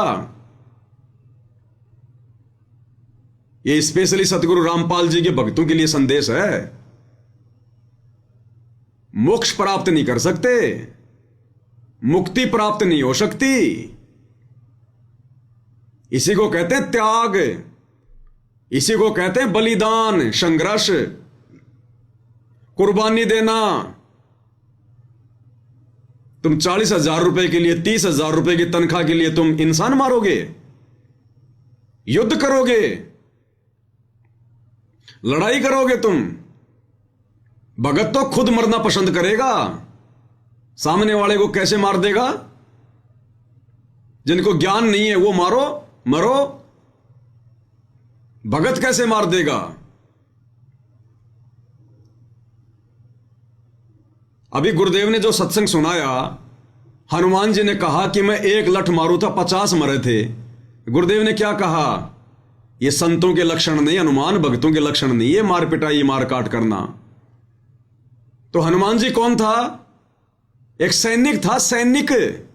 रामचंद्र जी की सेना में उसका एक सैनिक था। जैसे आज वर्तमान में भारतीय सेना में सतगुरु रामपाल जी का कोई भगत एक सैनिक है। अरे रामचंद्र जी भी तो राजा था, जैसे वर्तमान में देश का राजा नरेंद्र मोदी है, वैसे ही उस समय श्री रामचंद्र जी थे और हनुमान जी उसके सैनिक थे, सेनापति थे। तो आज भी स्थिति तो वही है। तो हनुमान ने भी तो एक सैनिक के रूप में ही वो हत्याएं की थी। और क्या कहा गुरुदेव ने? ये भक्तों के लक्षण नहीं है। तो आज तुम क्या करोगे भाई? एक सैनिक के रूप में तो करोगे। तो हर चीज के लिए गुरु जी खोल के नहीं बताएंगे। इस परमात्मा के लिए, इस भक्ति के लिए, इन मर्यादाओं को सुरक्षित रखने के लिए तो राजाओं ने राज्य त्याग दिए, और हम 40-50 हजार के लिए इंसान मारेंगे। एक मनुष्य जीवन की कीमत क्या पता है ना? और सामने वाले जिस सैनिक को हम जानते नहीं, उसको पहचानते नहीं, उस सामने वाले के साथ में हमारी कोई दुश्मनी नहीं, सरकारों की आपस में दुश्मनी, और हम इंसान मारेंगे। ये सतगुरु रामपाल जी परमेश्वर जी के भक्ति मार्ग में नहीं चलेगा। बाकी चाहे सैकड़ों मारो, लेकिन मोक्ष नहीं मिलेगा, मुक्ति नहीं मिलेगी। कुछ समय के लिए स्वर्ग में चले जाओगे। जो सैनिक शहीद होता है कुछ समय के लिए वो स्वर्ग में जाता है, उसके बाद में नरक में भी तो जाना पड़ेगा। वो जितनी भी हत्याएं की हैं उनका वो दंड भी तो भोगना पड़ेगा। इस आध्यात्मिक ज्ञान से सरकार थोड़ी परिचित है।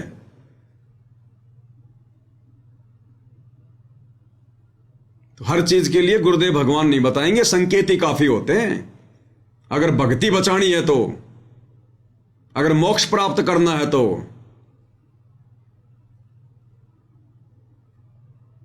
भाइयों और बहनों, ये बहुत गहरा सिलेबस है मालिक के आशीर्वाद से, और इसीलिए परमात्मा ने सात संगतियां शुरू करवाई हैं कि जो बातें किसी कारणवश गुरुदेव भगवान खुलकर नहीं बता पाए, वो बातें हम भक्तों तक सात संगति के माध्यम से पहुंचे, हमें पता चले, और हम हर प्रकार से भगत बने। भगत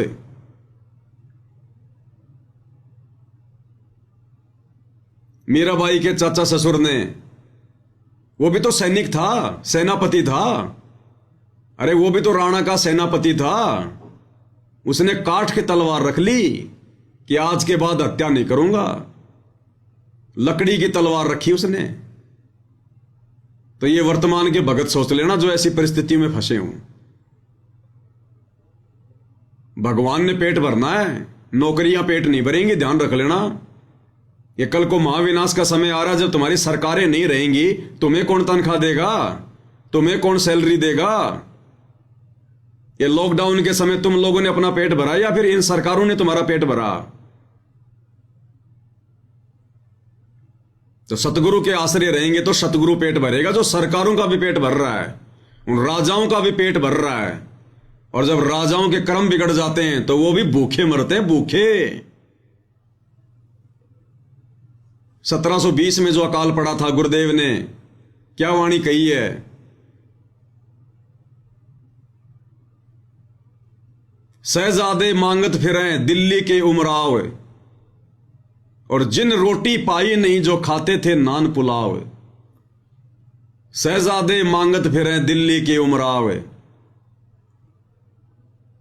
दिल्ली के जो बादशाह थे, जो राजा थे, वो और उनके शहजादे, उनके बेटे बेटियां, उनका परिवार एक एक रोटी मांग रहे थे टूक। शहजादे मांगत फिर दिल्ली के उमराव, और जिन रोटी पाई नहीं उनको रोटी का टुकड़ा भी खाने को नहीं मिला। मांग मांग कर भी जो खाते थे नान पुलाव, जो 56 प्रकार के भोग खाते थे। तो ये समझदार भक्तों के लिए संकेत ही काफी है, अगर अपनी भक्ति बचानी है तो।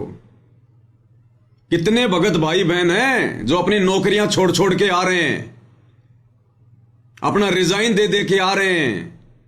आने वाला समय कितना खतरनाक है कि कहीं हम कोई पाप के भागी ना बन जाएं। भले पेंशन ना मिले तो ना मिले, नौकरियां छोड़ छोड़ के घर बैठे हैं, जो मार काट वाली नौकरियां हैं।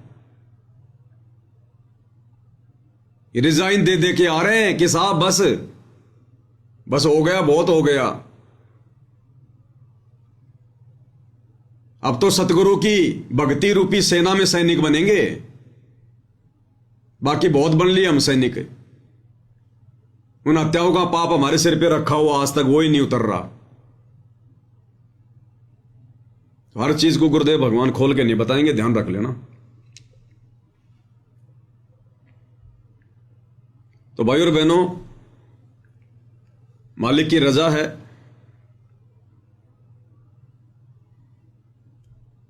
जो हमें आगामी समय में जो काल का कहर टूटने वाला है, उस समय हमें अपनी भक्ति बचाने वाली बातों से परमात्मा परिचित करवा रहे हैं, हमें पहले से आगाह करवा रहे हैं गुरुदेव भगवान कि अपने टारगेट को मत भूलना। हमारा टारगेट है मोक्ष प्राप्त करना, हमारा मिशन है मुक्ति प्राप्त करना। और जिस परमात्मा को पाने के लिए, जिसकी मर्यादाओं को निभाने के लिए राजाओं ने राज्य त्याग दिए, फिर आप और हम हैं क्या? तो अब की बार ये गलतियां नहीं चलेंगी, बिल्कुल भी, बिल्कुल भी। ये सबसे बड़ा उदाहरण है। हनुमान जी भी एक सैनिक थे, जैसे आज तुम सैनिक हो, संत रामपाल जी के भगत होकर। और मारोगे तो किसको मारोगे? निर्दोष को। ना तो भारत का प्रधानमंत्री जाएगा लेके बंदूक, ना पाकिस्तान का प्रधानमंत्री आएगा लेके बंदूक। उधर भी सैनिक निर्दोष, इधर भी सैनिक निर्दोष। और गुरुदेव भगवान क्या कहते हैं? जान बूझ सांची तजे और करे झूठ से ने, ताकि संगत है प्रभु शौपन में भी ना दे। इच्छा कर मारे नहीं, बिन इच्छा मर जाए, कहे कबीर उस भगत को पाप नहीं लगाए। आप तो जानबूझ के मारोगे, सब कुछ पता होते हुए, तत्व ज्ञान मालूम होते हुए। तो आगामी समय में भाई अपना बचाव कर लेना, जैसा भी यह संकेत परमात्मा ने करवा दिया है। 2 रोटी भगवान देगा, ध्यान रख लेना। अगर भजन करोगे तो भोजन परमात्मा देगा। सारे भाई बहन कोई हाथ में बंदूक लेके नहीं कमा रहे, दुनिया भर के काम धंधे दे रखे भगवान ने। भक्ति करने वालों के लिए परमात्मा हजार रास्ते खोल देता है। तो समझदार को संकेत ही काफी है। शायद आज परमात्मा ने इसी भेद को खुलवाना था।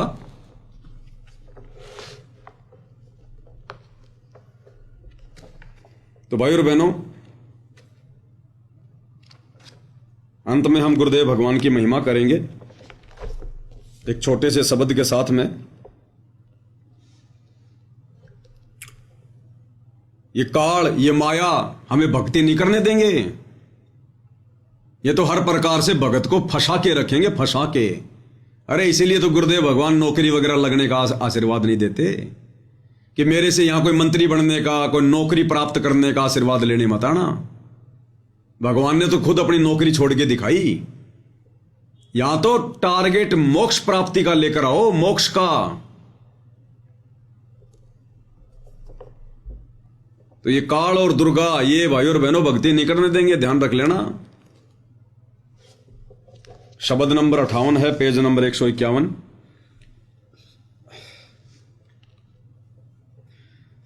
माया हर टोहू सो तू तो रोप रही चाले।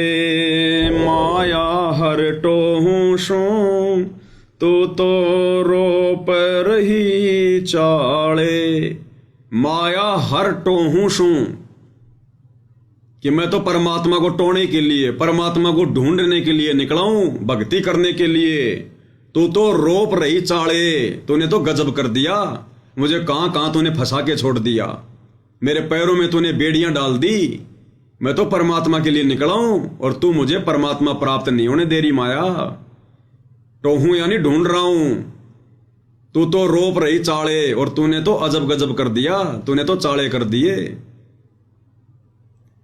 माया हर टोहू सो तू तो रोप रही चाले। माया हर टोहू सो तू तो रोप रही चाले। अब ये फंसाए रखा उन भाई बहनों को ध्यान रख लेना। आने वाले विनाशकारी समय में तुम्हारे से पाप करवाने के लिए, तुम्हारे से हत्याएं करवाने के लिए, तुम्हारे सिर पर पाप कर्मों की वो गठड़ी डालने के लिए ये काल ने तुम्हारे को पहले से फंसा रखा है। जब माया तू घर में आ जा, मूर्ख मस्ती कुटुंब पर छा जा। जब माया तू घर में आ जा, मूर्ख मस्ती कुटुंब पर छा जा। अमल नशा सबके मन भाजा, कुबद कमा के चाली। माया हर टोहू सो तू तो रोप रही चाले। माया हर टोहू सो तू तो रोप रही चाले। परमात्मा कहते हैं जब माया तू घर में आ जा, मूर्ख मस्ती कुटुंब पर छा जा। माया के अनेकों रूप हैं। कोई शरीर से बलशाली है, अहंकार हो गया, वो भी माया, माया ने घेर लिया। किसी के 2, 4, 5 संतान हैं, अट्टे कट्टे हैं, वो किसी को जीने नहीं देता, उसको अहंकार हो गया अपने संतान का, लटका। किसी के घर में धन ज्यादा आ गया, वो अहंकार हो गया। किसी का बेटा कोई बड़ा अधिकारी बन गया, वो पहन के नई धोती पूरे गांव में घूमता रहता है।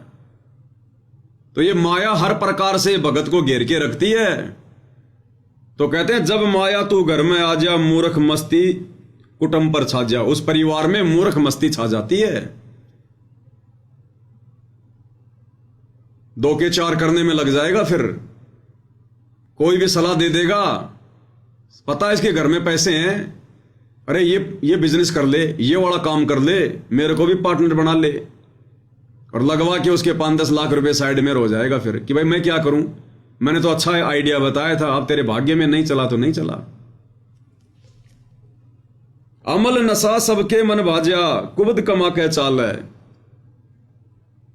अब जिसके घर में ज्यादा माया होगी, ज्यादा पैसा होगा, वो कुबद ही करेंगे। नशा तो फिर सबसे पहले है।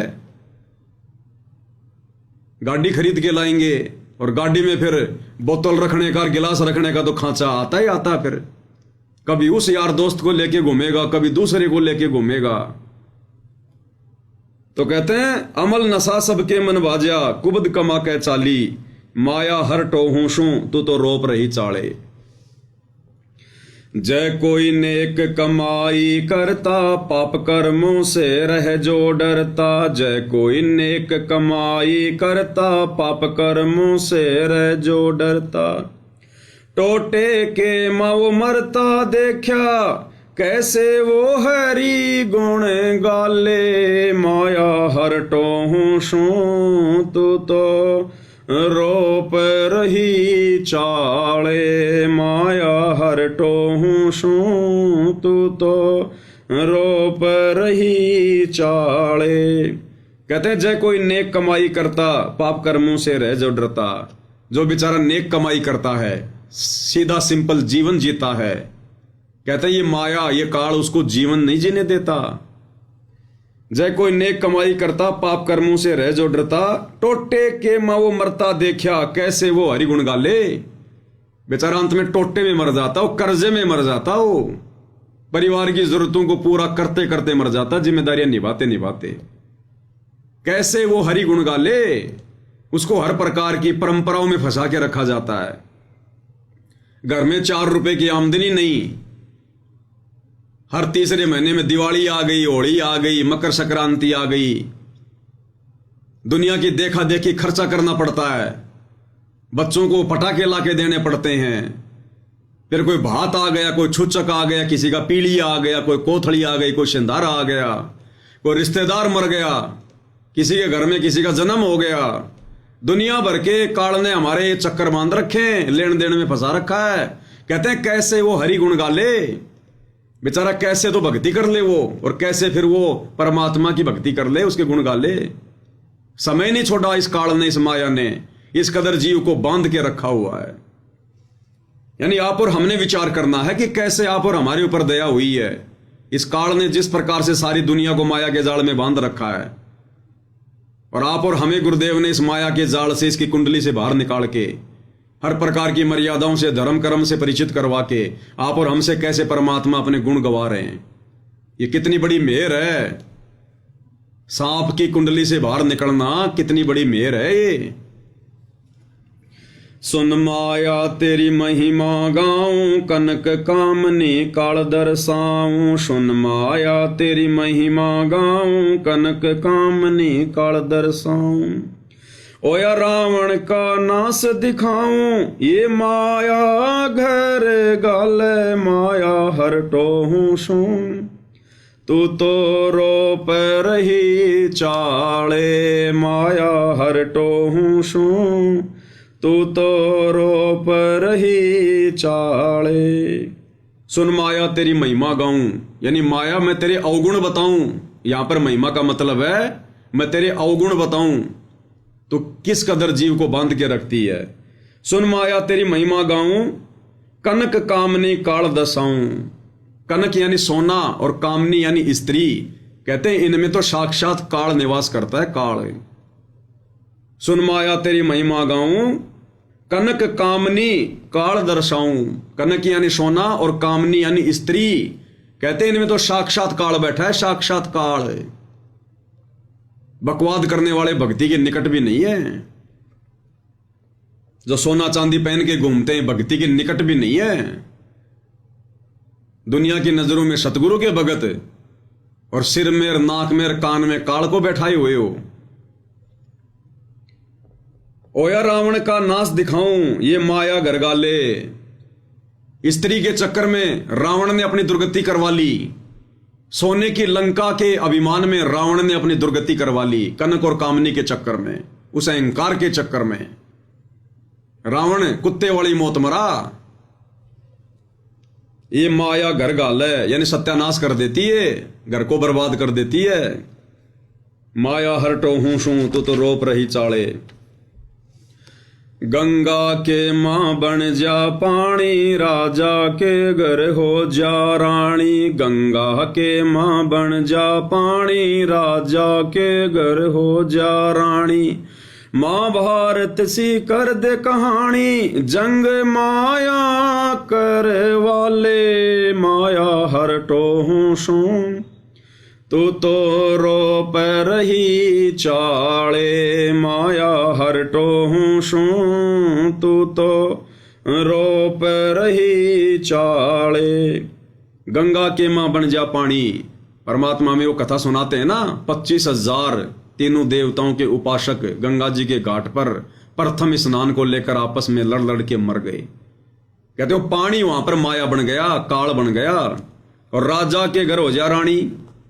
राजा के घर हो जा रानी यानी जो ये द्रौपदी थी, ये रानी थी। युधिष्ठिर राजा था, और उस रानी के कारण, उसके कुबोल वचन के कारण महाभारत जैसी कहानी हो गई। 18 करोड़ लोग मारे गए। यानी वो द्रौपदी मुख्य सूत्रधार थी महाभारत की। उसके कुवचन के अंधों के अंधा पैदा होते हैं।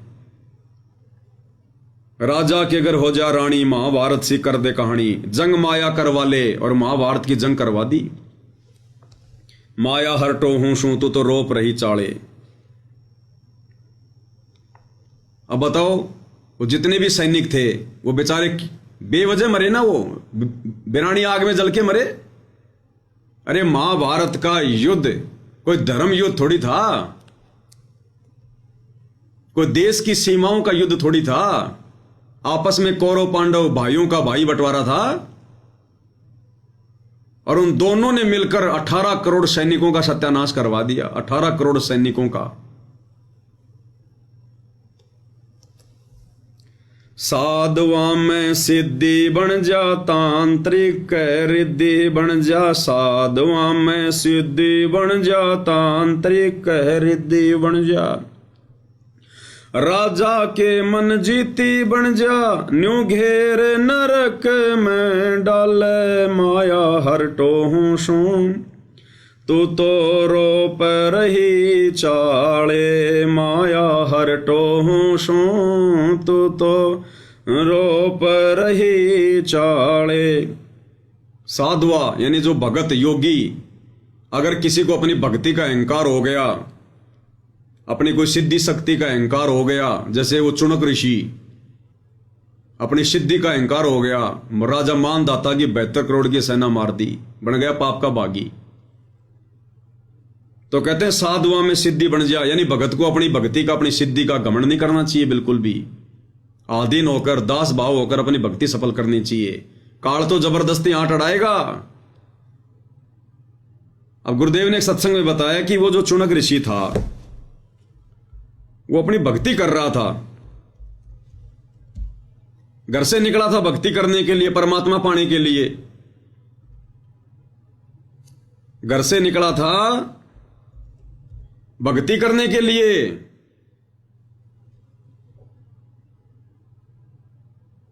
ओम नाम का जाप करके, तपस्या करके सिद्धि आ गई। अब काल भक्ति सफल नहीं होने देता, अपने साधकों की भी सफल नहीं होने देता, कहीं इनकी महिमा ना हो जाए। और जब मानदाता राजा के सैनिक जा रहे थे घोड़ा लेकर, वापस घूम के आ गए, पूरी पृथ्वी पर किसी ने घोड़ा नहीं पकड़ा, क्योंकि घोड़े के गले में जो चिट्ठी थी उसमें लिखा था कि राजा की 72 करोड़ सेना है। तो किसी ने हिम्मत नहीं करी। वापस आ रहे थे चुनक ऋषि की झोपड़ी से, पास से। तो चुनक ऋषि ने बोला, भाई घोड़े वालों, तुम कहां जाके आए हो? तुम गए थे तब भी घोड़ा खाली था, कोई नहीं बैठा था। आए हो तब भी घोड़े पे कोई नहीं बैठा, क्या चक्कर है? बोला जी, राजा मानदाता का घोड़ा है, और राजा मानदाता ने पूरी पृथ्वी पर यह ऐलान किया है कि अगर कोई मेरी खिलाफत करता है तो इस घोड़े को पकड़ ले, और मेरे साथ युद्ध करना पड़ेगा। मेरे पास 72 करोड़ सेना है। तो किसी ने हिम्मत नहीं करी। उसी समय काल ने प्रेरणा कर दी चुनक ऋषि में कि राजा को तो अहंकार हो गया, इसका अहंकार तोड़ना चाहिए। जबकि उस मूर्ख को क्या लेना देना था? घर से निकला था भगत बन के भक्ति करने के लिए, और गुरुदेव ने बताया कि राजा अपना काम करेंगे, भगत ने अपना काम करना है। क्या जरूरत थी उसके घोड़े को पकड़ने की कि जाओ भाई ठीक है। जबरदस्ती घोड़ा बांध लिया उसने कि मैंने तेरे राजा का युद्ध उठ लिया, और अपनी सारी भक्ति शक्ति का सत्यानाश करवा दिया, नरक भोगने के लिए तैयार हो गया। तो गुरुदेव कहते हैं साधुआ में सिद्धि बन जा, तांत्रिक रिद्धि बन जा। और ये जंत्र मंत्र करने वाले, थोड़ी बहुत कोई ये जंत्र मंत्र करके ये सेवड़े सावड़े बन जाते हैं, मूठ माठ छोड़ना शुरू कर देते हैं, वशीकरण वगैरह, और कहते हैं अपना सत्यानाश करते हैं। फिर ये अपने स्वार्थ के लिए, चंद पैसों के लिए दूसरों का ये नुकसान करते हैं। तो कहते हैं वो भी काल करवा रहा है, ये भी एक माया है। साधुआ में सिद्धि बन जा, तांत्रिक रिद्धि बन जा। राजा के मन जित्ती बन जा, नु घेर नरक में डाला है। राजा के मन जित्ती बन जा, यानी और ज्यादा राज्य प्राप्त करने की लालसा में ना जाने कितने कुकर्म कर देता है, कितने युद्ध कर देता है, कितने सैनिक मरवा देता है, और अंत में घेर नरक में डाला है, डाल देता है, ठोक देता है नरक में। माया हरटो हूं तो रोप रही चाले। तपस्वी करते तप की शोभा, ऋषि मुनियों के लग्या मान करोगा। तपस्वी करते तप की शोभा, ऋषि मुनियों के लग्या मान करोगा। योगी रहाना किते जोगा, लाए ब्रह्म रंदर के ताले। माया हरटो हूं सूं, तू तो रोप रही चाले। माया हरटो हूं सूं, तू तो रोप रही चाले। तपस्वी करते तप की शोभा, तपस्वी को अपने तप का अहंकार हो जाता है। ऋषि मुनियों के लगिया मान का रोगा, यानी त्रेता द्वापर सतयुग तक ऋषियों को, जैसे वर्तमान में हम कहते हैं भगत संत, उस समय उनको ऋषि कहा जाता था। तो कहते हैं भक्तों को भी अपनी भक्ति का अभिमान हो जाता है, मान बड़ाई का रोग लग जाता है। और योगी रहना कितने जोगा, योगी जो काल उपासक हैं, काल ने सबको शास्त्र विरुद्ध साधना पर लगा रखा है, अंत में वो डले ढोके जाता है, कहीं के जोगा नहीं रहता, यानी किसी भी लायक नहीं रहता अंत में। योगी रहना कितने जोगा, वो तपस्वी जो बेचारे तप करते रहते हैं, सोचते हैं कि हम भगवान को पाएंगे। ऋषि मुनि घर छोड़ छोड़ के जंगलों में साधना करते हैं, सोचते हैं कि हम भगवान को पाएंगे। योगी अपना योग करते रहते हैं, लेकिन साधना उल्टी शास्त्र विरुद्ध, काल उनको भ्रमित रखता है। और अंत में योगी रहना कितने जोगा, यानी कहीं का भी नहीं रहा, ना घर का ना घाट का। लाए ब्रह्मरंध्र के ताले, उनका 10वां द्वार भी नहीं खुलने देता ये काल। माया हरटो हूं शू तो रोप रही चाले। सत्य पुरुष का नाम मिटाया, काल निरंजन राम बताया। सत्य पुरुष का नाम मिटाया, काल निरंजन राम बताया। ब्रह्मा विष्णु महेश उड़ जाया, बंदी छोड़ छूटा ले माया। हरटो हूं शू तो रोप रही चाले, माया हरटो हूं शू तो रोप रही चाले। कहते हैं इस काल ने कोई कैसे भक्ति कर ले, सत्य पुरुष का तो नामो निशान मिटा दिया। वेदों में से वो मूल ज्ञान निकाल दिया जिसमें पूर्ण परमात्मा और सतलोक की जानकारी थी, और खुद ही भगवान बन बैठा। भला मान चाहे बुरा मान, एक ओछी चाली चाल तने। सत्य पुरुष बुला दिया, आप जना लिया, कुछ ना सोची काल तने। तो परमात्मा कहते हैं सत्य पुरुष का तो नाम मिटाया और काल निरंजन राम बताया, और खुद को ही ज्योति निरंजन भगवान, अलख निरंजन भगवान, अपने आप को इसने भगवान बता दिया यहां पर।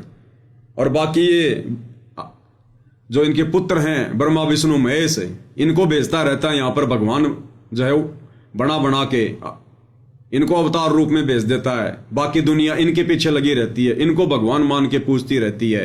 बताओ फिर कोई कैसे उस परमात्मा तक पहुंच जाए। पहली बात तो इसने भगवान का नामो निशान मिटा दिया शास्त्रों में से, मूल ज्ञान इसने समाप्त कर दिया सूक्ष्म वेद वाला।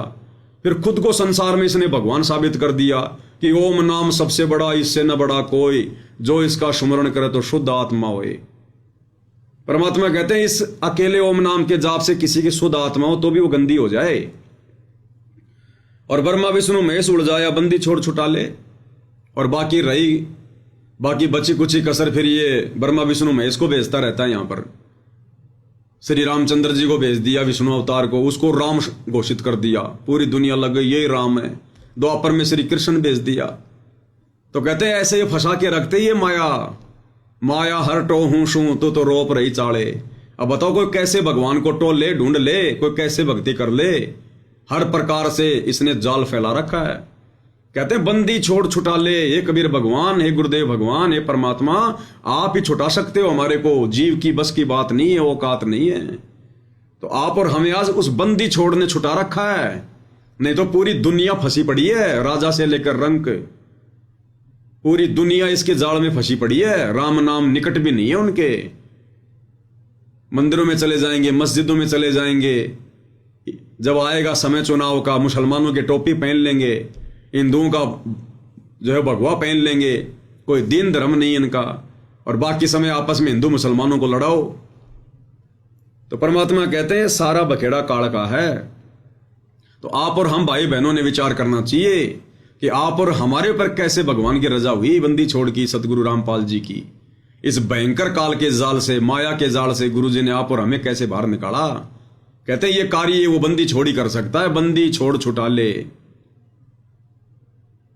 तो आज स्वयं वो बंदी छोड़ सारी सृष्टि का मालिक कबीर देव सतगुरु रामपाल जी धरती पर प्रकट है, और उनकी विशेष रजा से, उनकी मेहर से आप और हम भगत भाई बहन इस काल के जाल से बाहर हैं, इन बंधनों से दूर हैं। आज हमारी बुद्धि, हमारी सुरती काम कर रही है, नहीं तो पूरी दुनिया उलझी पड़ी है। सुबह घर से निकलते हैं, सारा दिन कोई झूठ बोलता है, कोई ठगी करता है, कोई पता नहीं कितना बैल और गधे की तरह मेहनत करता है। उन जिम्मेदारियों को पूरा करते करते मर जाते हैं। जिम्मेदारियां पूरी नहीं होती, भक्ति गई बाढ़ में। और थोड़ा बहुत समय मिला तो काल फिर मंदिर में, मस्जिद में, नकली संत गांव गांव में बैठा रखे हैं, तीर्थों पे, बर्तों पे, कावड़ में, इनमें उलझा के रखा हुआ है। तो इस भयंकर चक्रव्यूह से कैसे गुरुदेव भगवान ने आप और हमें बचाया, अपनी शरण में लिया, हमारी सुरती को ठिकाने लगाया, अनमोल भक्ति दी। तो इसके लिए हम भगवान का जितना धन्यवाद करें, जितना पूज्य गुरुदेव भगवान का धन्यवाद करें, उनकी महिमा करें भाई और बहनों, उतना थोड़ा है। इसलिए हमें बार बार ये मौका नहीं मिलेगा। ये असंख्य जन्मों के बाद में बिल्ली के भाग का छिक्का टूटता है। इसलिए परमात्मा कहते हैं, समझा है तो सिर धर पांव, बहुर नहीं ऐसा दाव।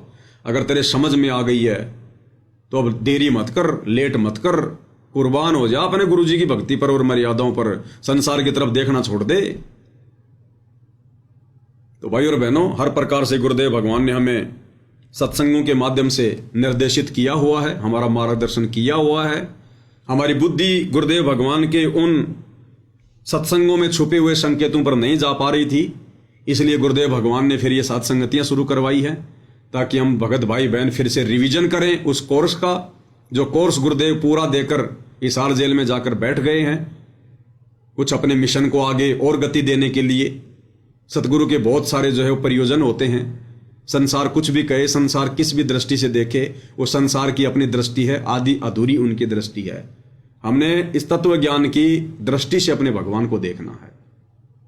तो परमेश्वर अपने मिशन को जो है वो गति देने के लिए और गुरु रूप में आए हुए परमेश्वर ने अपनी पहचान करवाने के लिए परमेश्वर ने ये लीला की है। इस बरवाला कांड के माध्यम से काल प्रेरित आत्माओं ने गुरु को मानुष मानकर अपनी मनमानियां करके अपने कर्म फोड़ लिए। और परमेश्वर भी यही देखना चाहता था कि इस घटना के माध्यम से मैं भी अपने हंसों की परीक्षा कर लूंगा, मेरे भक्तों की छटनी कर लूंगा। गरीब कच्चा हीरा किरच हो नहीं सहे घनमार, ऐसा ये मन हो रहा लेखा ले करतार। तो ये सतगुरु रामपाल जी भगवान ये करतार लेखा ले रहा है। ये हमारी परीक्षा का समय है, भक्तों की छटनी का समय है। इस समय की गई गलती हमें असंख्य जन्म पीछे धकेल देगी, असंख्य जन्म पीछे। तो अब ये भाई बहनों के ऊपर है, उनके बुद्धि विवेक के ऊपर, उनके संस्कार के ऊपर है भाई और बहनों। तो गुरुदेव भगवान के आशीर्वाद से आज की सत्संगति में केवल इतना ही। फिर परमेश्वर मौका देंगे, फिर हाजिर होंगे। तब तक गुरुदेव भगवान हम सबको आज्ञा दें, आशीर्वाद दें, सद्बुद्धि दें। बंदी छोड़ सतगुरु रामपाल जी परमेश्वर जी की जय हो।